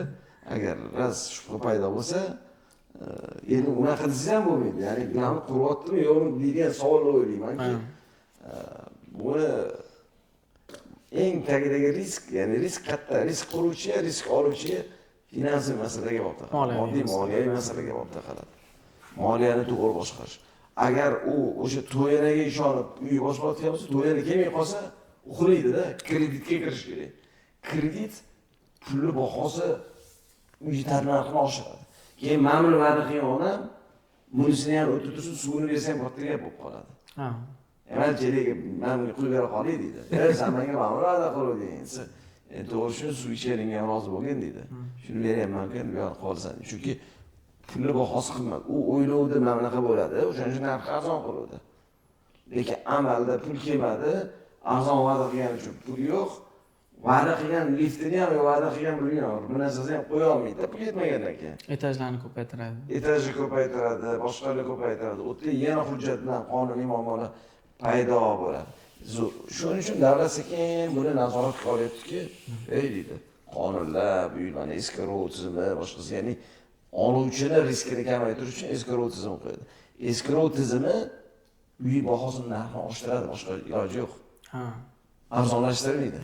Risk shuni ustiganmi? Chunki eskarov degani pul bankka tushadi. Bank sen aytgan narsaga целенаправленно pul oldin pulni olardi. Pul zo'r ko'rsa sen aytgandek gelik oladi, xotin oladi, boshqa qiladi, yer oladi. Bu eskarov degani pulni sen bankka tushadi, aytgan narsangga целеnaправленно to'laydi. Davlat mana bu investorni xadamasini qilish uchun qilgan. Lekin u ham o'ziga yarasha sharti bor. Qanchadir o'zingning puling bo'lsagina bo'ladi deydi. Bu degani bozorda quruvchilar ham elanadi degani. Quruvchi elanadi degani taklif nisbatan kamayish boshlaydi. Talab kamaygani yo'q. Talab baribir yilga yetganimizda 8 mingta aholi bor. Farzandlaringiz katta bo'lyapti. Hammaga uy kerak. Alohida to'y qilaman, siz hammasiga 2 xonali bo'lsa ham uy kerak. Oldin edi. Uchastkada turardik, 4-5 xonalikdan kamini olmasdi o'zbeklar. Hozir bir xonali studiyada ham pirashkida ketyapti. Nimaga? Chunki uylarning bahosi arzon emas. Ehtiyoj yo'q bo'ldi. Bir xonali bo'lsa ham, Toshkentda mana $1000 bo'lib qoldi. Bir xonali kvartira kamida $1000 bo'lib qoldi. 30 kvadrat hamma $30,000 bo'lsa ham bitta uy olay deyapti. Men har doim aytaman, 2000-yillarda algoritmdan qayindan bilan borib o'zim uy olishga yordam qilgan. $2,500 3 xonali kvartira olingan. Ya'ni 25 yilda hozir $75,000 bo'ldi. 30 barobar narx oshdi. 32 oshibdi o'zi. 30 barobar narx oshdi. 2,5 bilan 75,000 orasida. Va bu to'xtamaydi. Qanaqasiga to'xtaydi? Mana hozir men bugun ham bitta post ko'rdim, bo'ldi, uylar narxi tashiydi desa, qanaqasiga tashiydi? Mana bu tug'ilish ko'p. Biz Dubay emasmiz-da, Dubayda o'zi aholisi 300 ming, qolgan butun chet el olgan. Bitta bomba Erondan tushdi, hamma qochdi, pulni o'zini ko'tardi. O'tda tub aholisi yo'q, savoqsi zo'r bo'ldi. Narx o'zimiz oladimiz degan narsa yo'q. Bizda 1 millionta tug'ilish bor. Hamma o'syapti. 3 ta farzandingiz bor, 2 ta qizingiz, bitta o'g'lingiz katta bo'ldi, ularni uyini alohida qilish kerak. 2 xonali uyda yashagan bo'lsangiz, 3 xonali qilish o'ylaysiz, 3 xonalida yashagan bo'lsangiz, 4 xonali qilamiz. Kelin tushiraman desangiz, yana tashvish tushadi. Ya'ni bizda balkim qimmat bo'lgan oshga uy $50, $100 tashar. Lekin men ishonmayman $1000 uylar $500, $600 uchib ketishiga. Prosta pul qochganda savdo kamayib turadi. Shunaqa payt mana yana zapusк ishlatib hamma savdoni stimullash uchun balkim quruvchilar ozgina kurashadi. Lekin bu degani uylar tashlab yuboradi desam ishonmayman-da. Nimadan tashlab yuboradi? Tashlab yuborishga nima bor? Yer arzonlashdimi yo'q? Davlat talab do'stki bo'lsa bo'lyapti, bir nima bo'lmayapti. Ertaga eskirib o'tsa, yana quruvchilar qo'lida pul bo'lmaydi, yana qimmatlashadi. Spros kamaygani yo'q. Nimani hisobdan arzonlashadi deyman-da. Nimani hisobdan arzonlash kerak? Arzonlashga menga bitta o'zim olmasa, ha, to'g'ri yozda balkim sal savdo qochgandir. Mashinadan, uydan 1 oydir, 2 oydir, 3 oydir. Lekin 5 yillik rakursda qarasangiz, men ishonmayman-da uylar $1000 dan $600 uchib ketishiga. 8 ga ham tushishiga ishonmayman. Kimlar pul zar bo'lsa, $100,000 olgan uyni pul zar, kimlar kasal $80,000 ga savdo bo'lar, lekin u bitta uy savdo bo'lar. Исключение holatlarda Zarar bor, uy tez sotilmaydi, $10,000-$20,000. U degani butun bozor $20,000 ga tashagan bo'lib qolmaydi-da. Oshmasligi mumkin. Kimlar oshadigan stavka qilsa, investitsiyaga olganda, men olsam 1,5 ming bo'ladi degan niyatda investitsiya qiladi. Oshsa hamma tinchgina pulim deydi. Hatto bankka omonatga bog'liq bo'lmasin, do'ngga tikaman, 2 yilda 150 ming bo'lib qolar shu 100 mingga kirgan uyim. Bo'ladigan uylar bor. Toshkent, Yangi O'zbekiston yoki boshqalar yoki hatto Goldenlake'da men bilaman ekan, demak Toshkent barobar uylar bilan hozir $1,500-$2,000 dan tepa bo'lsa, hozir 1,200 ga sotyapmiz. Bitganda 1,5 mingdan kam bo'lmaydi. Hozir yonidagi klassasi past bo'lgan uylar ham 1,700 so'da bo'lyapti. Shu ma'noda men bir paytda kirdim, 1,5 ming bo'ladi degan kutuvda kiriladi. Lekin 2x bo'ladi desam, ba'zi ishonmayman-da. Lekin bir xil payt $3,000 uylar bo'lsa, investitsiyaga kirsam, men $3,000 kirsam 1,5x bo'ladimi 2 yilda? Ya'ni $450,000 bo'ladimi bu deb savol berishga. Bo'lmasa, unda yo'q, men o'zim uchun, bolalarim uchun desa farqi yo'q. Boy bahoga olaveradi yoqsa. Lekin investitsiyaga olayotganlar bor-da, masalan $50,000 uy olaman. Hamma 2 yilda $60,000 bo'lib qolsa, 70,000 bo'lsa ham bankka omonat qo'ygandan ko'ra pulim halol bir qiymati semirdi. Chunki uy baribir aholi ko'payadi, baribir ehtiyoj har doim kamaymaydi. Скорее всего, 25 yillik trend $2,000, $2,500 uy 75 ming bo'ldimi? Скорее всего, yana hozir 30-yilga olib qarasak, Toshkentda, chunki dollar o'zi inflyatsiyasi bor-da. Kechagi $1,000 kuchi bilan bugungi $1,000 kuchi bir xil emas-da. 5 yildan keyin Toshkentda bugun $1,000 uylar 1,200 bo'ladi desa ishonaman. Balki 1,5 ming bo'lishiga ham ishonaman. Masalan, qanaqaligi bor. Ya'ni shunga qarab odamlar kutubi, hisob-kitob qilib, hamma o'zi uchun o'zi qaror qabul qilishi. Lekin domchi to'g'ri va'dani qilish kerak, noto'g'ri yolg'on aralashtirish kerak emas. Zapuschiga ham buni deyish kerak. Zapuschi haqiqatan ham shunaqami yo'qmi? Frontda gapiradigan odamning mas'uliyati katta. zapusda vebinar o'tkazayotganda kim chiqyapti? O'sha gap. Biznes binoni egalari chiqyaptimi? Yo'q, qaysidir vayner bloger chiqib gapirib beryapti. San'atkor chiqib gapirib beryapti. Bugun san'atkorlar bilan vayner blogerlarning bo'lgan ishonch inflyatsiya bo'ldi. Oldin vayner bloger chiqib mana shunaqa ekan desa, ishonch inflyatsiya bo'ladi. Ya'ni kuchi deydi. Ana u ham san'atkor maqtovda, mana ham palonchi maqtovda juda qo'y deydi. Shuning uchun mana qimmat uylar egalari kim ekan deydi. Shu Center Towersga kelsam, Hasan aka o'zi bilan yo binoni egalari bilan shuni ko'rish chunki bu yerda qimmat cheklar. Aka aniqmi deydi. Ertaga kimni bo'g'ishini biladi-da ular. Ishonsa kerak savdoga kiradi, ishonmasa savdoga kirmaydi. Manda savol bor edi, so'z. Mana zapus o'tkazish jarayonida zapus jamoasi bilan quruvchi o'rtasida muammoli vaziyatlar sodir bo'ladi-yu. Bu ya'ni quruvchi aytadi, "Menimcha bu tikdan mana bu natija bo'ldi" deydi. O'sha natijalarni dagi kutuvlar o'zi nimaga asoslangan bo'ladi? Ya'ni misol marketing budjet bor, oddiy $100,000 tikildi deylik. $100,000 men quruvchi mamnuncha nechtadir misol uy sotib oldim, sotib olishda reja qiladi. O'sha sotib bo'lish rejasi o'zi nimaga asoslangan? Umuman o'z marketingda misol 1000 ta uy sotish uchun 50 million dollarlik loyihada necha pul ajratish kerak? Bu norma qatdan kelib chiqqan, nimaga asoslanib bo'ladi? Endi sizning moliya bo'yicha tajribangiz yaxshi bo'lgani uchun plan faktor yo'q, mana shu loyihada Men siz tushundim nima deyotganligingizni. Endi auditoriyaga qiyin savol emasmi bu? Chunki bu faqat domchilik uchun qiziq bo'lgan savol. Tajriba nuqtai nazaridan aytib siz. Masalan, hatto mana shu endi biz begona domchilar bilan ishlaganimiz yo'q. Golden Lake'ga ham har zapusga kelasizlar deb aytganmiz. Har o'tgan yil har zapusga kelasizlar. 10 ta zapusga infaktorda qilganligimiz uchun xatolari, kamchiliklari qatta. Lekin o'g'limga aytaman, har bitta domchini ham kerchikir nimaga qilyapti, e'tibor qilyapti. Ya'ni kuzatuvchi sifatida o'rganaverasiz. Men bo'lsam mana shu xatoni qilmasdim deysiz. Har bitta zapusda aniq 4 ta 5 ta xato bo'ladi. O'zimiz zapuslarda ham, ya'ni taqdimotlarda ham xato bo'ladi. Keyingi safar mana shu qilmay qo'ya qolaylik, mana qilmay qo'ya qolaylik. Auditoriya juda unaqa nima bo'lmadi-yu. Keyingi safar mana shunga ehtiyot bo'laylik deb issiqlik yoziladi. Xatolar, ya'ni odamlarga noto'g'ri va'da, katta va'da bermaslik uchun. Endi sizning savolingiz, siz domchisiz, aytaylik, bular taqdimot o'tkazadigan jamoa. shunaqa. Domchi aytadi, bugungacha nimani qoyillatgansiz menga ayting deydi. Men targetni bilaman, buni bilaman desa, u eksperimentga rozi bo'lish kerak. Bugungacha qaysi zapusni qoyillatding va o'sha sandan oldingi mijozing xursandmi yo'qmi degan savol muhimda.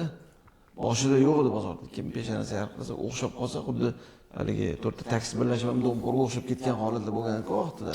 Hozir bo'lmaydi. Hozir sen qaysi domchisan, qaysi kompaniyasan? Brend muhim bo'lgandek, zapuschilarning ham brendi siz nimani qilgansiz bugungacha? Qaysi loyihada ishtirok etgansiz degan savol muhim bo'ldi.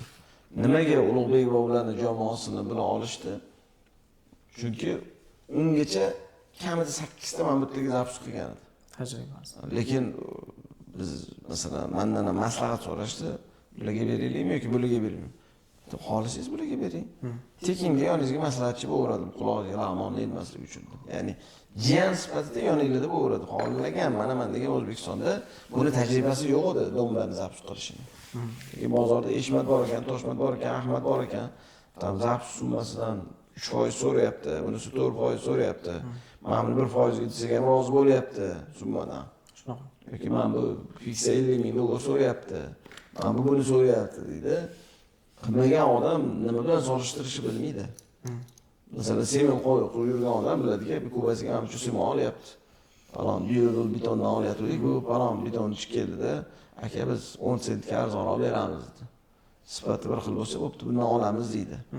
Lekin nimada o'timda ishonchli muhim. Bozorda bular aytadi, men bilaman, 3, 4, 5% gacha so'raydi. Nimadan 4%, 5% savdodanmi, boshqadanmi, balki Ulug'bekdan eshitamiz. Lekin men aytardimki, to'g'ri, hatto bizani infaktorda darsini o'ziga 30-40 ming dollar targetga otamiz. Ha. Sizlar dom sotasizlar, million, 2 million dollar, 3 million, 100-200 million dollarlik narsa haqida gapiryapsizlar.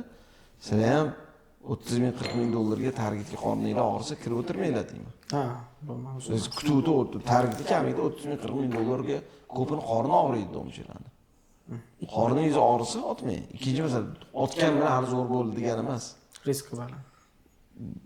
Zapuski, ya'ni taqdimot qiladigan odam o'sha domni egalarini g'oyasi, niyati nima, kim qaysi segmentga kiryapti, nimani va'da qilyapti, bular kamida 3 oy ishlaydi ular bilan.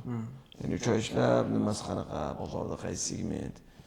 Imkon bo'lsa, odamlarga auditoriyaga yoqadigan qanaqadir bir nima deydi, nima beringlar, offer beringlar deydi. Odamlar baribir nimadir offer kutadi zapuskini. Shu bahoyingiz 1000 dollar bo'lsa, shu zapuskini balkim 900 dollar berasizmi? Yoki bir xilli kir mashina bergan, palonchi bergan, pistonchi bergan, bitmagan uyga gilam patarka qilib olgan, konsert qilib olgan, hali bitadimi yo'qmi, lekin va'da qilib oladi. Dizaynlar va'da qiladi. Masalan, bizning holatda narxidan o'tib berishmadi. Na bitta gilam ham, na konsert, na uchigan, na fen ham va'da qilishgan yo'q, lekin Xudoga shukr, suvda noyabrda chiroyli bo'ldi. Nabarot, условия eng kritik xuddi mana quruvchi nimadan ko'chdan u cheliklardan eng jostki talabni qilib, pulini to'layman, lekin spros qilaman degandagi spros qilib hammasini nuqta virgulgacha yozdirib, uni qilasan, meni nazoratimda qilasan. Xohlagan gapingni gapirmaysan, biza va'da qilmaydigan narsani va'da qildirmaysan, yoki boshqa qilmaysan, yoki o'zi chiqinsa, ko'p dom egalari o'zi chiqa olmaydi. U dom qurishi zo'r bo'ladi, lekin mikrofonni oldiga qo'ysangiz, efir oldiga qo'ysangiz, oyoq titraydi. Shunaqa. Hayotda unda deydi, blogerga pul bera qolaylik, 5 ming dollar ekan chiqib gapiraversin deydi. U bloger domchining ichidagi gapni gapirib bera olmaydi. G'oyani yetkazish muhim. Biz ham masalan mana shu nimalarda bo'ldik. Yo'q, mana shu Muhammad Islom shu loyihaning rahbarimi, shu oilani ilmasimi? Bo'ldi. Shu chiqsin bo'lmasam deymiz. Shu chiqsin, odamlar o'zidan eshitsin. Savdo bo'limi rahbari palonchimi? Palonchi chiqib olsin. Ha, o'g'ri qo'rqqan uchun Hasan aka, Husan aka sizlar bilan chiqaylik, biz sal oldinglarda nima bo'lmaymiz deb iltimos qilgan uchun maslahatchi bo'lib, yonlarida haqiqatan oilani vakili bo'lib, bo'ldi, biz befarq emasmiz. Kimdir kelsa, aka aniqmi? Hoji nima javob Husan aka ishonsin bo'linsa, nima qo'ring aka Husan aka aniq ishonaymi desa, ishoning. Ya'ni biz reputatsiya bilan turib beryapmiz. O'sha ma'noda ularni to'g'ri farzandingizni o'zi pul topadigan qilib nima qilishcha vaqt kerak hayotda ham. Buni ham o'zi bilan efirga Hasansiz, Husansiz chiqqanicha odamni tanimagan odamga bugun sizni yuzingizdan ko'ra meni yuzimni ko'proq tanisa, tanigan odamga chiqingiz keladi-da. Murod Buildings bilan Eshmat Buildings desa, kim ekan Eshmat Buildings deydi. Murod akaning yuzi iliq. Yoki Zafar Hoshim bilan Makron egasi kim desa, Makron egasini bilmaymiz, tanimaymiz. Zafar aka bo'lsa bu odam niyati aldashmadi, bir kunlik emas deydi. Eng asosiy narsa niyatni bildirish kerak. Kim uchun, nima uchun, qanaqa segmentga kiryapti va eng qiymatli narsa risklar masalasi. Hujjat, muddat, boshqa spros ma'nosi qanaqa bo'ladi? Odam ochiq bo'lishi kerak. Olsang, olmasang inovatga olib qo'yur. Mabodo kerak biz xizmatdamiz. Biz stomatologiyamiz bor, ishingiz og'risa buni qiling. Mabodo og'risa adresimiz shu yerda. Kelinglar xizmatda bo'lamiz deyish kerak. Tez oling, olmasangiz ketib qoladi. Tez oling, olmasangiz quriysiz deb qaytaga nima qildingizmi? Ozgina bosib qildingizmi, ehtiyot bo'lish kerak. Ha, chiroyli offer bo'ladi. Bugun shu 10 ta taklifimiz, 50 ta taklifimiz chiroyli bahoni berdik. Rizq nasibingiz qo'shilgansiz, keling, ko'ring, joyida ko'ring, qurilishni ko'ring, ko'z bilan ko'ring, xohlagan savolingizni bering, xohlagan advokatingizni olib kelib, shartnomamni ko'ring, 50 dollar, 100 dollar kelsa advokatingizga pul to'lang, keyin men bilan sudlashib 1000 dollar berganingizdan ko'ra degan ma'noda molingizga o'zingizga ishonganda ishonishingiz kerak. Va orqangizda qilgan ishingiz nima o'zi? Hojatxona biz ham qurganmiz yo endi niyat qildingizmi, pul bor ekan deb kirdingizmi? Yo'q, qanday buni qilganman 25 yildan beri sohaning ichidaman. Shu paytgacha falon otellarni qurganman, mana shu o'tirgan binolarni qurganman, Toshkentda markazda buni qurganman, falon joy qurganman desa, qarab ko'rish mumkin-da, muhimda. Ya'ni bu madaniyat sekin keladi. O'shaning uchun hammada ham balki unaqa nima yo'qdir. Unda o'sha gap narxi arzon bilan olish kerak bo'ladi. narxi arzon segment, ha, to'g'ri, Murod Bildingson olgin bor, lekin pul yo'q deydi. Bo'ldi, unda Hishmat Bildingson rozi bo'lib, issig'iga, sovugiga rozi bo'lib, o'shani ham tekshirib olish kerak-da. Risk katta degan ma'noda savol berib, bog'da uxlasa-chi, chunki bozorda uxlayotgan, ya'ni riskli proyektlar menimcha 5%, 10% emasda, adashmasam, va'da qilib, va'dasi berolmayotganlar kamida 50% ga chiqib qoldi bugungi kunda. Kamida. Chunki bitta yedini ichida holat emasda. Unda qaraysiz, kunuzda chiqadi, bunda qaraysiz, qarampirda chiqadi, bunda qaraysiz, falon joylarda chiqadi. Bunaqa holatlar qolganlarga o'sha ehtiyot bo'lish pozitsiyasiga o'tadi. Chunki odam pulini tomchilab yig'adi. Yaxshi niyatda eng o'zi yemay, nima qilgan uyni ham o'sha yemagan pulni ham olib borib uyiga beradi va adashmaydi deydi. Qo'rqadi. Hatto bizani oilani bilgan odamlar qo'rqib, sinab tikadi. Uzoqqa boring, men o'zim 3 oy sinab keyin pul to'ladim, ukam loyihasi bo'lsa ham. Qarab, ostona osharmikin, o'zimga olamanmi, investitsiyaga olaman. Men investitsiyaga oldim. Ostona osharmikin $8 $9. Sentyabrda 1000 ga chiqarsa sotishi biladi-da, dedim o'zim ham. Mana hozir 1200 masalan. To'g'ri sentyabrda 1000 bo'ldi. Hozir mana maylada o'tiribmiz, 1 yildan keyin 1200. Nimaga 1200? Chunki bu mana qanaqa nima bo'ladi, sizlar ko'ring. O'sha ko'rish, ishonish uchun bo'ldi. Biroz foydalanib olinglar, baraka topasizlar. Ishonsa gapi oladi. O'shaning uchun tagidagi niyat faqat bitta dom sotish bo'lsa, bir marta aldingiz. Ya, men bu birinchi domim emas, oxirgi domim emas. Xuddi Murodxon, u do'stlari qurgan, Pelichdan qurgan, buni qurgan, buni qurgan, buni qurgan, ya'ni orqasida qurgan, shu paytgacha qurgan uylarda odamlarga bajargan, bergan. Lekin o'sha qurgan holatlarda ham ba'zida qonunchilik o'zgarish bilan keluvchi nisbatni kadastri ham balkim surilgan muddat bo'ldi. Hatto shunaqa tajribali kompaniyalarda ham keluvchi kadastrda o'ziga yarasha kutilmagan syurprizlar bo'lgandan keyin qolganlarni qo'yavering-da endi. Bo'ldi. Manda shu joyga qo'shimcha qilib ketsam, endi o'zi savolingizni men yozib olgan edim. Developer va zapuschilarni kelishuvi deydigan holat to'g'ri tushungan bo'lsam, bu yerda chunki mijozlarni ko'ra hozir men ko'rganim zapus va developerlarni kelishuvi endi o'zi dolzarb mavzu bo'lganligiga bir to'xtamoqchiman. 50 millionlik mulk dedingiz. Shu 50 millionga qancha ajratishim kerak deydigan holat. O'zi nasam deydi, endi siz quruvchi bo'lsangiz, men sizga 50 million savdo qilib bersam, bosh og'riqsiz, vaqtingiz, energiyangiz ketmasa, o'zi qaniydi, ana, волшебная палочка deydi, hammaga shunaqa xodim kerak deyishadi. Endi o'zi nasam deydi, hozir bu ana g'ayrioddiy narsa emas, lekin o'sha prodyuserlar shu narsaga o'tadi. Ya'ni bosh og'rig'i bilan shu developerni mushkulini yengil qilib berishga bir yechimga qarab boradi. Faqat bu narsada endi kelishuv narsasi 50 million qilib berayotgan narsada qancha men bera olaman deydigan narsasini bilsa bo'ldi. Ya'ni o'sha developer. Byudjeti bo'lish kerak. Nechun qonim og'rimaydi.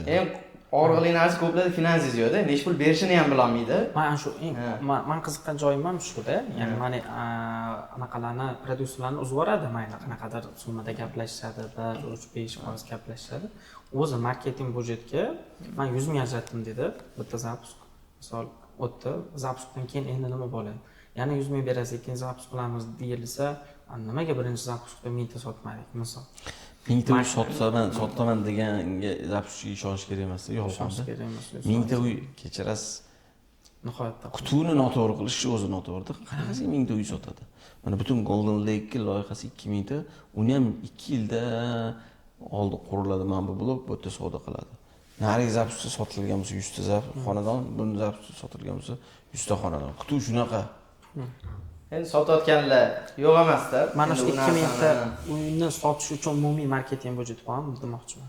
Ya'ni shuni standartda qayerdan kelib chiqqan? O'sha narsaga men uni o'sadiz bilan fikr holatda endi men bozornikidan aytib beraman. O'zimizda ko'rgan va bilganligimiz uchun o'zi developer bilan zapuschi ishlashida 3 ta men ko'rgan narsam omili pul, ishonch va natija. Hozirgi ustozlar aytib ketdilar. Bu bir tomonlama emas, ya'ni faqat zapuschini qancha ish haqqi yoki qancha beraman, qancha qilib bera oladi deydigan holatda va ishonchliman, natija qilib bera oladidan tashqari, o'sha hozir zapuschilar ham ana quruvchilarning filtriga o'tib ketgan. Ya'ni bu quruvchi menga pul bera oladimi, o'zi kapitali bormi, ishonchlimi, natija qila oladimi, ya'ni 2 yilda doti 2 yilda bitiryaptimi deydigan narsada. ikki tomonga ikki tomon omili, ya'ni baraka omili, ya'ni mana shu narsa faqat endi bu kutuvlarga ustoz o'sha aytganlaridek ustozlar kutuvlar holati, ya'ni boshidan kutuv 1000 ta sotishmi, 100 ta sotishmi, bu natija holati atrofida gaplashilsa, ikkinchi narsa bu ishonchli, ya'ni developer ham ishonchli, zapuschi ham ishonchli, ya'ni bilamiz, tanishimiz tavsiya qilgan yoki qilgan natijalari bor. Uchinchisi o'sha pul, ya'ni o'rtada necha pul holatida kelishamiz. Eng muhim narsa 50 millionni qilib bera olsa, mayli 50 million haqida gapirishmaylik, 10 million haqida 10 million savdo qilib berilsa, mana shu zapuschiga men qancha bera olaman? 100 mingmi, 500 mingmi, ko'proqmi, kamroq?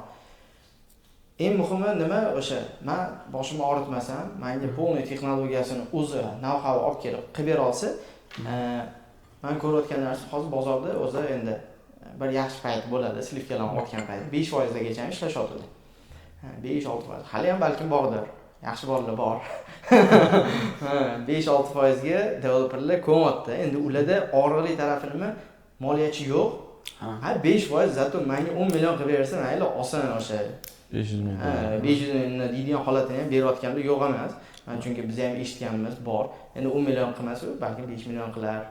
O'shaning ichidan ham mayli 250 mingni beraman. Lekin ikkinchi narsasi, finansisti bor anaqa developerlar uzoqni ko'rib, o'sha ishonch, risk, boshqa reputatsiya hammasini o'ylab bera oladigan hozirgi bozor holati ham bor. Ular men endi ko'rayotgan o'zi ommalashgan Toshkentning ichidagilarni aytaman, 2%lar, ko'proq, kamroq kelishuv ham qotganlar bor. 1% ga ham yuradiganlar bor, kimdirlar 0.5 ga ham yuradigan, kimdirlar yo'q 2 emas 3 ham bera oladiganlar bor. Faqat bu endi o'sha quruvchiga bog'liq, quruvchi qanchalik nadejniligiga bog'liq. Ertangi kuni 3% dan beraman, kerak bo'lsa 5% dan beraman deyotganlar kim? Odatda sal riski borlar. Sota olmayotganlar. Pulni terasa bo'ldi. Ana nimaga? Chunki ular o'zi hali bitirishi noaniq.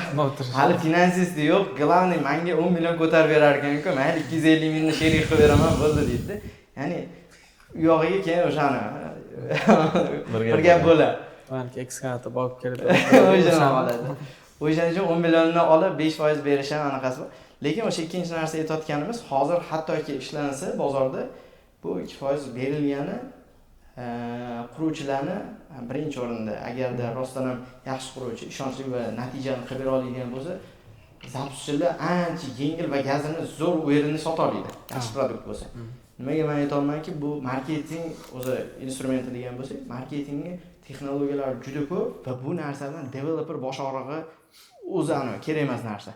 Ya'ni bu narsaga vaqtini ajratgandan ko'ra tezroq mana shu narsani natijasini qilib bera olsam, marketolog uverenniy bo'ladiki, bemalol sotaman. 2% narxga urib berish kerak. Semonni narxi, betonni narxi, Kosti ham. Sizlar bo'ldi 2%, 3%.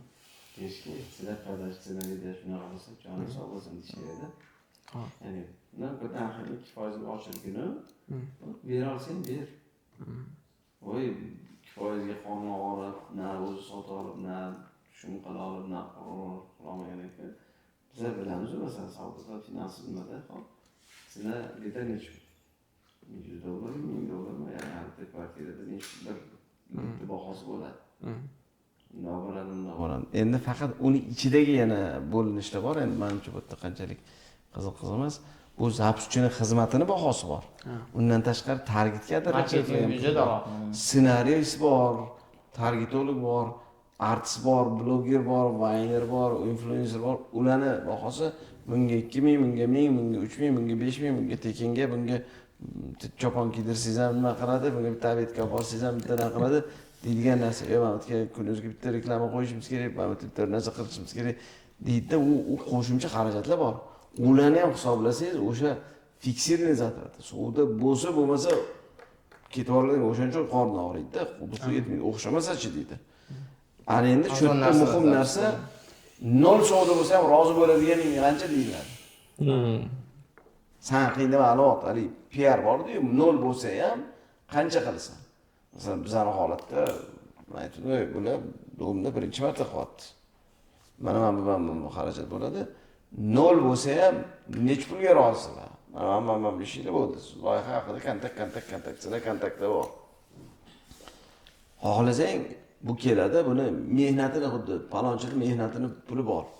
Ya'ni men doktorlar buni mehnatini puli bor. Bular savdo bo'lsa bo'lmasa fiksa bahosi masalan 10 ming dollar, 20 ming dollar, 30 ming dollar to'laysiz.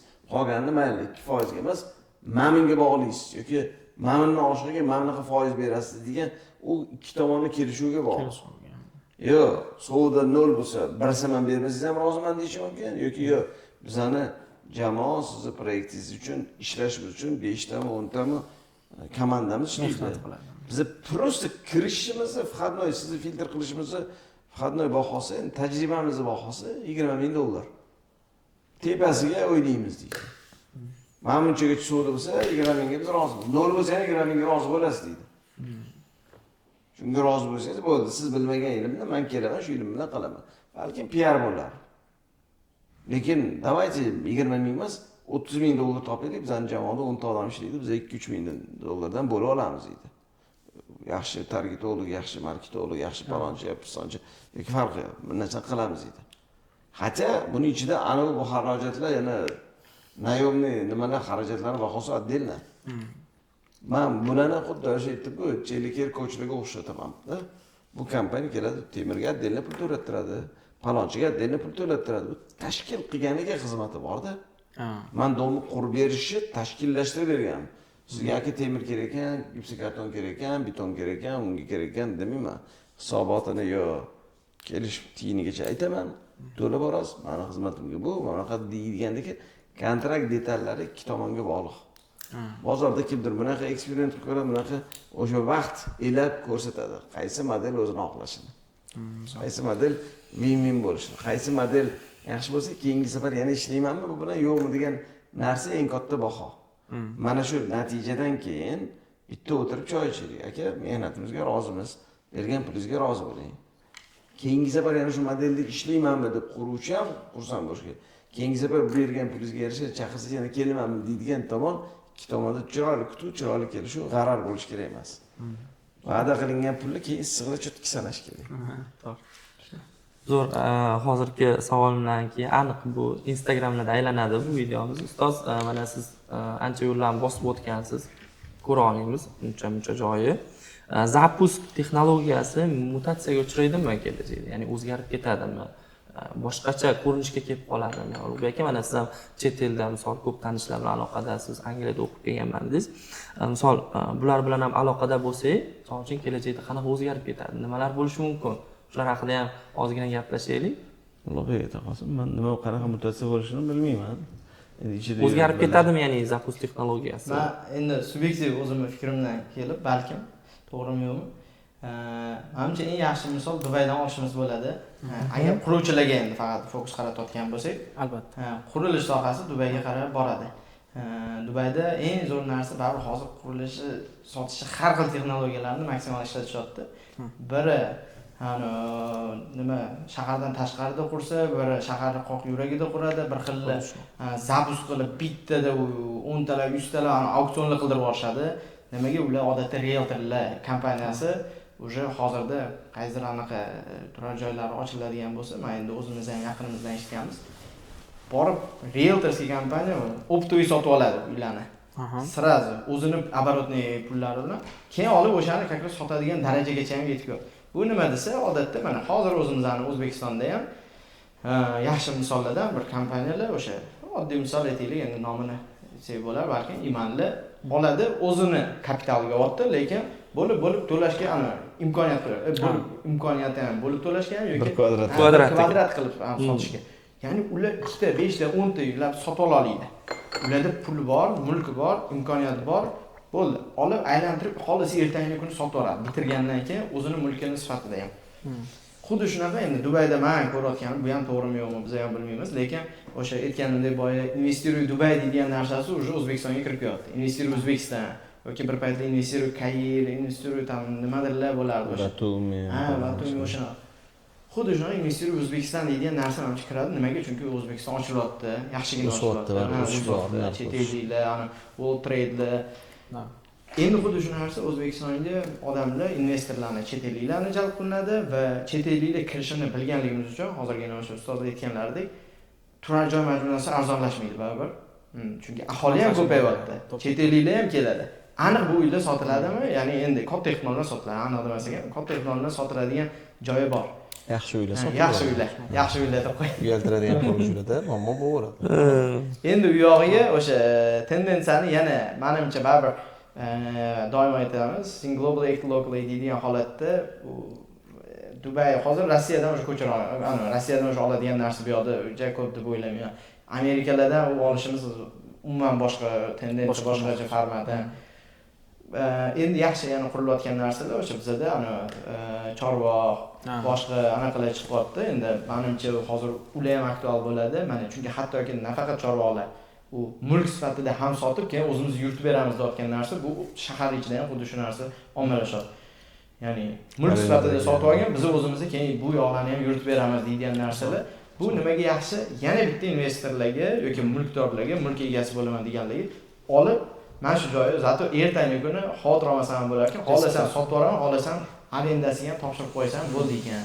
Deydigan endi menimcha bu shaxsiy subyektiv ko'radi. Yo'q, zo'r javob savol berganda ishqilib buni javobi bormikan deb ikkilandim. Zo'r. Menga juda yoqdi. Menga yangilik bo'ldi shaxsan mana auksion usuli bizda menimcha hali bu jami rivojlanmagan, ya'ni hali bitkazilmagan uylarni ham auksionga qo'yish yerlarni sotadi. Shunaqa.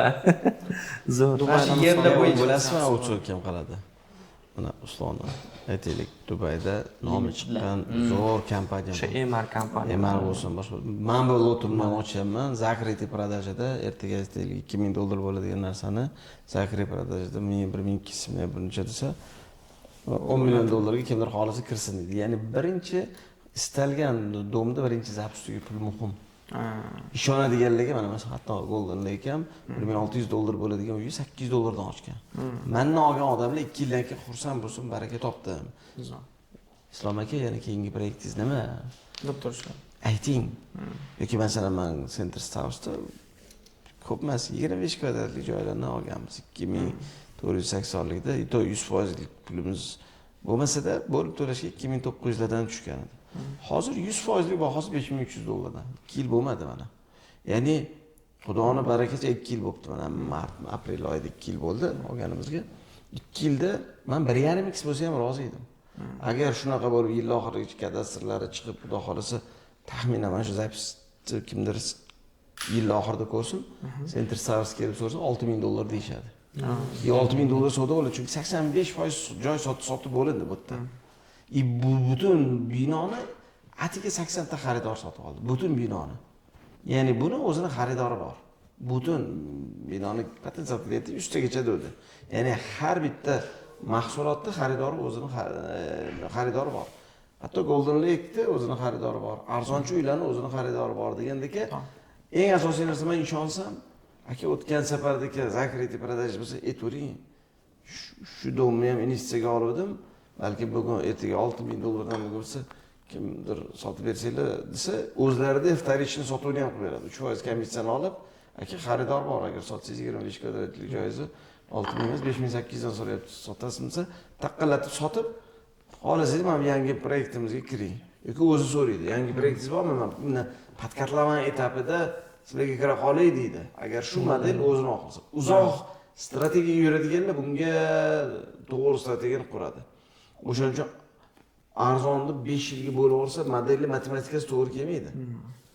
5 yil bo'lsa, u 5 yillik pulli bahosi, buni finansiy migrant ko'p quruvchilar muammosi, zo'r findiri yo'q. Yaxshi findir kamida $5000 dan arzon turmaydi bahosi. Oyiga. Bu degani yiliga 12 oy $60000 pul to'laysiz. Zo'r kuchli findir bo'lish kerak. Nomiga просто jiyanni qo'yib, sen pulni kassaga mas'ulsan, sen findirsan deyish emas. Ya'ni real risk qatta hisobini biladimi? Chunki domchilarimiz qurilishi zo'r bo'ladi. Ya'ni shu dom $1000 dan 1 yilga $1000, 5 yilga $1000 bo'lsa, men oluvchi sifatida 5 yilga $1000 dan berdimman-da. Chunki pulli bahosini denik, ya'ni 5 yillik MVP, net present value degan narsalar bor inglizda. Ya'ni pulli kelajakdagi $1000 bilan 5 yildan keyingi. Bugungi $1000 bir xil emas. Chunki men nari yoqda bitta proyekt olganman. Hali aytdim-ku, 2 yilda bitirib beramiz. 100% to'lasiz 20% chegirma beramiz deganda, yoki 30% to'lasiz 10% chegirma beramiz deganda, men 30% lik olgan yaxshi deb aytdim tanishlarimga. Yo'q, 20% chegirma olamiz, yo'q, 30% likni oling, undan ko'ra 100% to'laganingizga 3 ta kvartirani ola qoling dedim. 350 oling 30%dan to'ladi. Nimaga? Chunki bunga 20%, bunga 10% skidka va'da qilyapti. 10% skidkani olib 3 ta oling, chunki 1 yildan keyin 25% narx oshyapti. Siz 10% pul bahosini tejayman deyapsiz, lekin 3 ta narsani keyingi 10 milliondan emas, 12 milliondan olasiz. Ya'ni finansiy ozgina investitsion mishlaylik olaman, emotsional mishlayman. Mana agar shu pulni 2 yilga emas, 4 yilga olish mumkin bo'lsa, 4 yilga bo'lib ber deyman-da. Shu bahona. Lekin men 4 yilda qurishga rozi bo'lishim kerak. 2 yilda qurib bera olmaydi. To'g'ri bilaman. Aka 2 yilda kadastr beraman desam ishonmayman. Chunki u hisobini bilmaydi bizda. Domchilar 90% ishoninglar hisobida muammo. Yana bir yaxshi domchilar bilan gapiraman. Menda zato beton zavodim o'zimnikida o'shancha arzon quraman deydi. Oberga topib ko'r, berib beton zavodi esa alohida biznes, domingiz alohida biznes. Beton zavodingiz o'zingizga bo'lgani bilan siz shu betoningizni o'zingizga sotdingizmi, 30 kunda pul sanash kerak ko'chani bahosida. Bularga ham o'zingizga o'sha aytaylik betoningizni buni ham bitta mashinasini $1000, $10,000 sotyapsiz. 9 oyda bo'lsa ham men finansiv qila olaman. Yo'q, siz o'zingiz betoningizga bu domingiz bir oyda uzoqroq surishingizga siz sanash kerak. Begona shuni 9 oyga bering desa berasanmi do'mi? Yo'q. Nima qilasan o'zingning biznesingni, beton zavodingni o'ldiradi ana u. O'zingga bolta bilan oyog'iga chopgan. Alohida qilish kerak beton zavodi. Отдельно tema, dom отдельно tema bo'lishi. Ko'chaga betonni bunga qimmatroq sotsang o'zing dominan bor. Ko'chadagi odamga qimmatroq sotib beton zavoding senga отдельно foyda keltirishga deyman. Ya'ni men shunaqa finansiy ishlarda o'ylayman. So'raga yo'q, biroq tarifini deydi. Yo'q. Yaxshi do'stlarimiz, birisi shunaqa desam, menga beton zavod o'zimniki, falonchi o'zimniki deyapti-da. Hisobingiz noto'g'ri, aka xafa bo'lmaydi-mi? Yo'q, yaxshi indir deydi. Bor bitta shunaqasidan, nima deysiz? Shunaqa o'ylash kerak. Eski farqi yo'q, dommi, betonmi, suvmi, любой narsani hisobi bor-ku. Zo'r albatta ustoz. Odatda ko'rsatuvimiz yakunida biz anaqa chaqirgan soha ekspertlaridan bir hadya kutamiz. Ya'niki kimki opisaniyada savollari yaxshi bo'lsa, ko'p layk bosilsa, o'sha insonlardan bittadan tanlab olamiz va zavtr formatda nonushta tashkillashtiramiz. Agar siz ham rozi bo'lsangiz, shunaqa qilib opisaniyada eng faol bo'lgan va eng yaxshi savollarni bergan insonlardan biz Johirzodalar bilan ikkita sonni tanlab olib, sizni vaqtingizga qarab boshqacha qilaylik. Qanaqa qilsak? Men domlarni tanlashda pishib ketganman, xato qilib. Kimdir xohlasa bepulga uy olishni konsultatsiyani bo'ldi, bitta zaptirga bilan birgalikda. Men olsam, hech bir ko'pchilik odam puli bor, uy olishga qo'rqadi. 1 soat konsultatsiya $300 da. Men dom olmoqchiman, sizdan tekinga borib barcha konsultatsiya olsam bo'ladi. Bittasi keldi, $850,000 mulklarim bor edi. Keyingi nima qilishim kerak? Sirdaryodan keldi. Bu yerda unim bor, bu yerda bu yerim bor, bu yerda buni qarasam bittasi aytaylik $50,000 $3 million so'm arenda kelayotgan ekan. Qayerga qancha keladi? Ya shunaqa keladi. Soting bu joyingizni. 50,000lik joy uyingiz keyingi yil nech pul bo'lasam? Yo 50,000. 2 yildan keyin nech bo'lsa, Sirdaryo 50,000 55,000 bo'lar. Hozir tez sotaman desangiz nech pul sotasiz? 48,000 ga bo'lsa, 50-45,000 ga bo'lsa ketadi. Men sizga shu $50,000 pulingizni 2 yilda shaxsan o'zim qatga tiksam 1,5x bo'lishini biladigan nimani aytsam qiziqmi? Bu meni qo'limda hozir $50,000 bo'lsa, $75,000 bo'ladigan nedijimizga tik ko'raman. Men 2 yilda 1,5x bo'ladigan zelka qidiraman-da. Mana o'zimning algoritmim bor. 2 yilda masalan yangi O'zbekistondan joy oling, oshadi desa, hozir $100,000 joy olsangiz, ertaga 150,000 bo'lsa, yangi O'zbekiston 30-yilda 150,000 bo'ladi deyman. 28-yilda ham hali yangi O'zbekiston haliga hujum bo'lmaydi, meni prognozim bo'yicha. Oshadi, lekin 4 yilda 150,000 bo'ladimi, 2 yilda 150,000 bo'ladimi? Men uchun muhim necha yilda 1,5x bo'lishi deyman. Men bu joyingiz 50,000 ga sotib buni qilayman. Yana bitta joyni qaradim, ana shunaqa qirt, hali doxodi ham arenda doxodi ham past, qiymati ham oshmaydi. 850,000 ishlab, anta biznes olib, bu yerga qilib qo'ydim, hamma mulk bo'lib qoldi. Yo'q, bu mulkingiz ham yo'q, qiymat oshgan, bir foiz arenda keltirish kerak deyman. $50,000 uyingiz, bir foiz $500 arenda keladi. Yo'q, sotingda bir foiz arenda keladigan nedijimizlar bor deyman. Bir foiz arenda beradigan nedijimizlarga o'ta qoling deyman. Yo'q, 1,5x o'sadigan zelka qidiring, yo 1 foiz arenda bo'ladigan nedijimizlar qidiring deyman. 1 foiz bir xillik qiziq emas, bir xillik qiziq. Lekin o'zini $50,000 nimasini arendaga olsa 3 million pul kelib turibdi deydi. Bu Sirdaryodan emas, Toshkentga tiking, ya'ni investitsionniy mishleniyadagi tipajdagi odamman. Kimdir agar investitsion nima ishlaydi konsultatsiya menga qiziq. So'nga farqi yo'q. Mana o'g'limga ham aytganman. 2 yil oldin o'sha bitta nedvижимостьga ham majburlab olib kiritib qo'yganman $10,000 birinchi to'lov bordi. Hozir har oy ming so'm to'lagan 23 yoshida. Hozir mana shu joy bir $50,000 bo'lib qoldi. Golden Lake ham bitta bir xonali bo'lsa ham olgan, $10,000 tikkan, har oy ming tikkan, 24 oyda bitta bir xonali bo'lgan. 2 yildan keyin bu joyga ham $40-50,000 bo'ladi. Zato sen 26-27 yoshingda o'zingda bitta bir 40-50 minglik, bitta 40-50 minglik yaxlit bir $100,000 balkim mulking bo'lib qoladi. Deb bunga ham hozir 17 yoshligida u kichkina bolamga ham davay o'zini yig'adigan pullariga boshqasiga davay kirgin deb to'g'ri qayerdadir finansiy podдержка qiladi, lekin finansiy mishleniyani qildiraman. Nimaga? Chunki mana bu hozir joyda o'tiribmiz-ku, Center Stars. Bu kamizki bitta ota-onaning farzandi. Lekin men 45 yoshimda boshlagan ishni u 20 yoshida boshlaganda nedvижимость barabir. Men dedi bizneslarimizdan vro'de ko'p pul topganmiz o'sha vaqtda. Lekin u topgan pulini patkatlaman nedvижимостьlarga yoki qiymat oshadigan nedvижимостьlarga tikib bugun mana barakasini bilasiz. Bu aka-ukalardan 11 olmas, 100 barobar geometrik progressiyani modelini barakasi ko'rgan. O'shaning uchun aytaman, biz 45 da boshladik, bolalarim sizlar ana 18 dan 23 da boshla, amakini strategiyasini olib, amiga yur. Eng zo'r nimalarga balkim xuddi o'zim yaqinimga o'xshab, nedvижимость emasmi, birga bir soat konsultatsiyani direkt Men tarafdan ham bitta undani qilamiz. Endi o'zi mavzu unchalik tekinga yurdi. O'zi kakras zapusk mavzusi bo'lganligi uchun, ayniqsa qurilish sohasidagi agar yaxshi quruvchilardan agar o'sha savol yoki qiziqish, qadrli, qiymatli bo'ladigan endi maslahatimizni bilganimizcha endi kattani qilolmaymiz. Biz ustozlar darajasiga hali ancha bor. Lekin mana zapusk bozorida insiderski kimda o'sha maslahat kerak bo'lsa, ayniqsa shu zapuskchilar bilan endi qiymat bera oladigan zapuskchi prodyuserlarga va quruvchilar bo'lsa, ularga bilganlarimizdan xudo xolasa xayrli bo'lsa, endi hayotdan niyatdan o'tib biz ham bir hissa qo'shaylik deydigan niyatda. Zo'r. Faqat abet pulni ular to'lashadi. Holatda mayli men to'lab beraman, bularni holatda ular to'lasin, ular uchun kamida.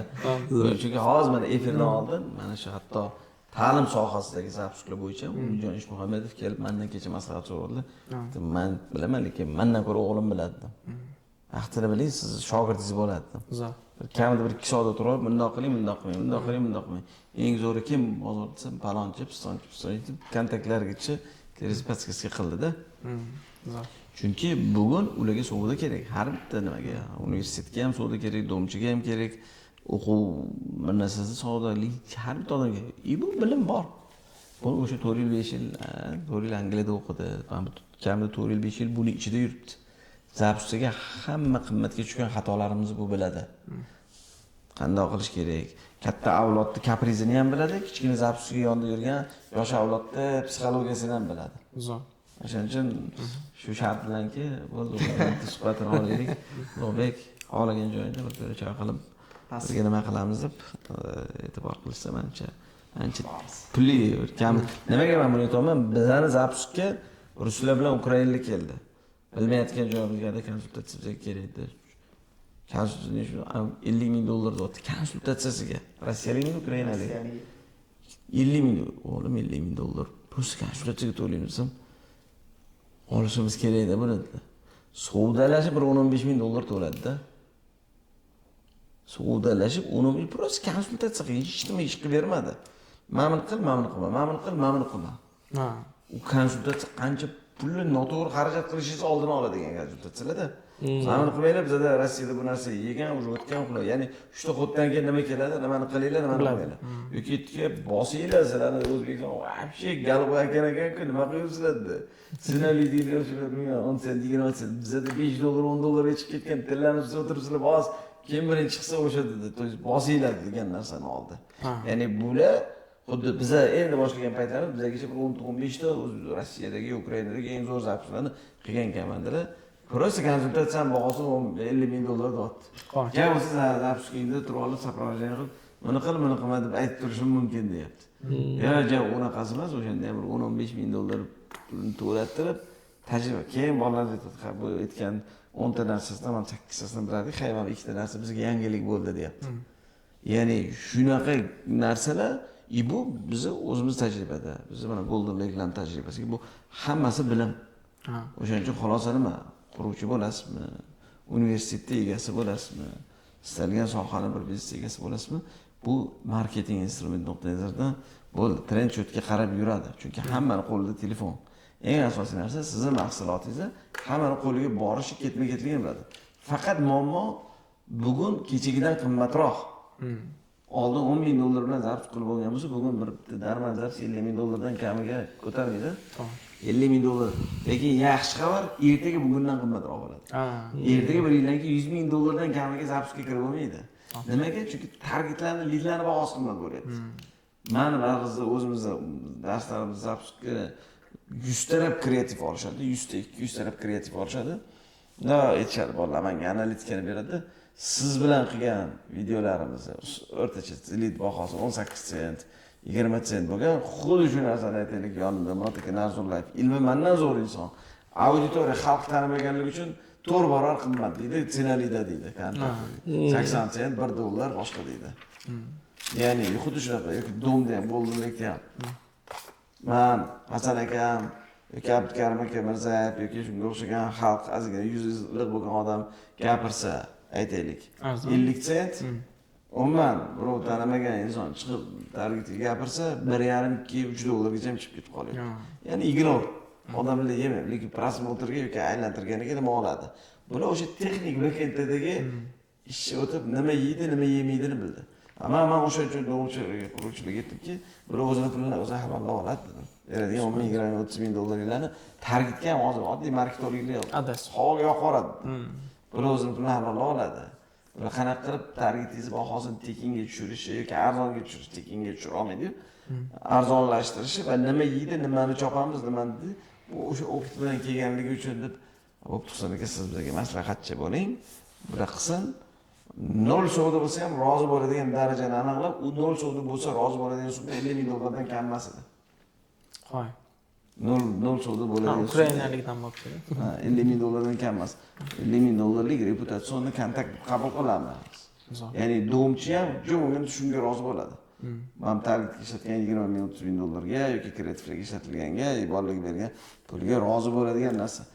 U beriga kelishib oladigan narsa. O'xshamasa siz meni so'kmaysiz. Men ham mehnatimga roziman, siz ham rozi. Rozi bo'lsa beshlashib, keyin bismillah deb qilinadi.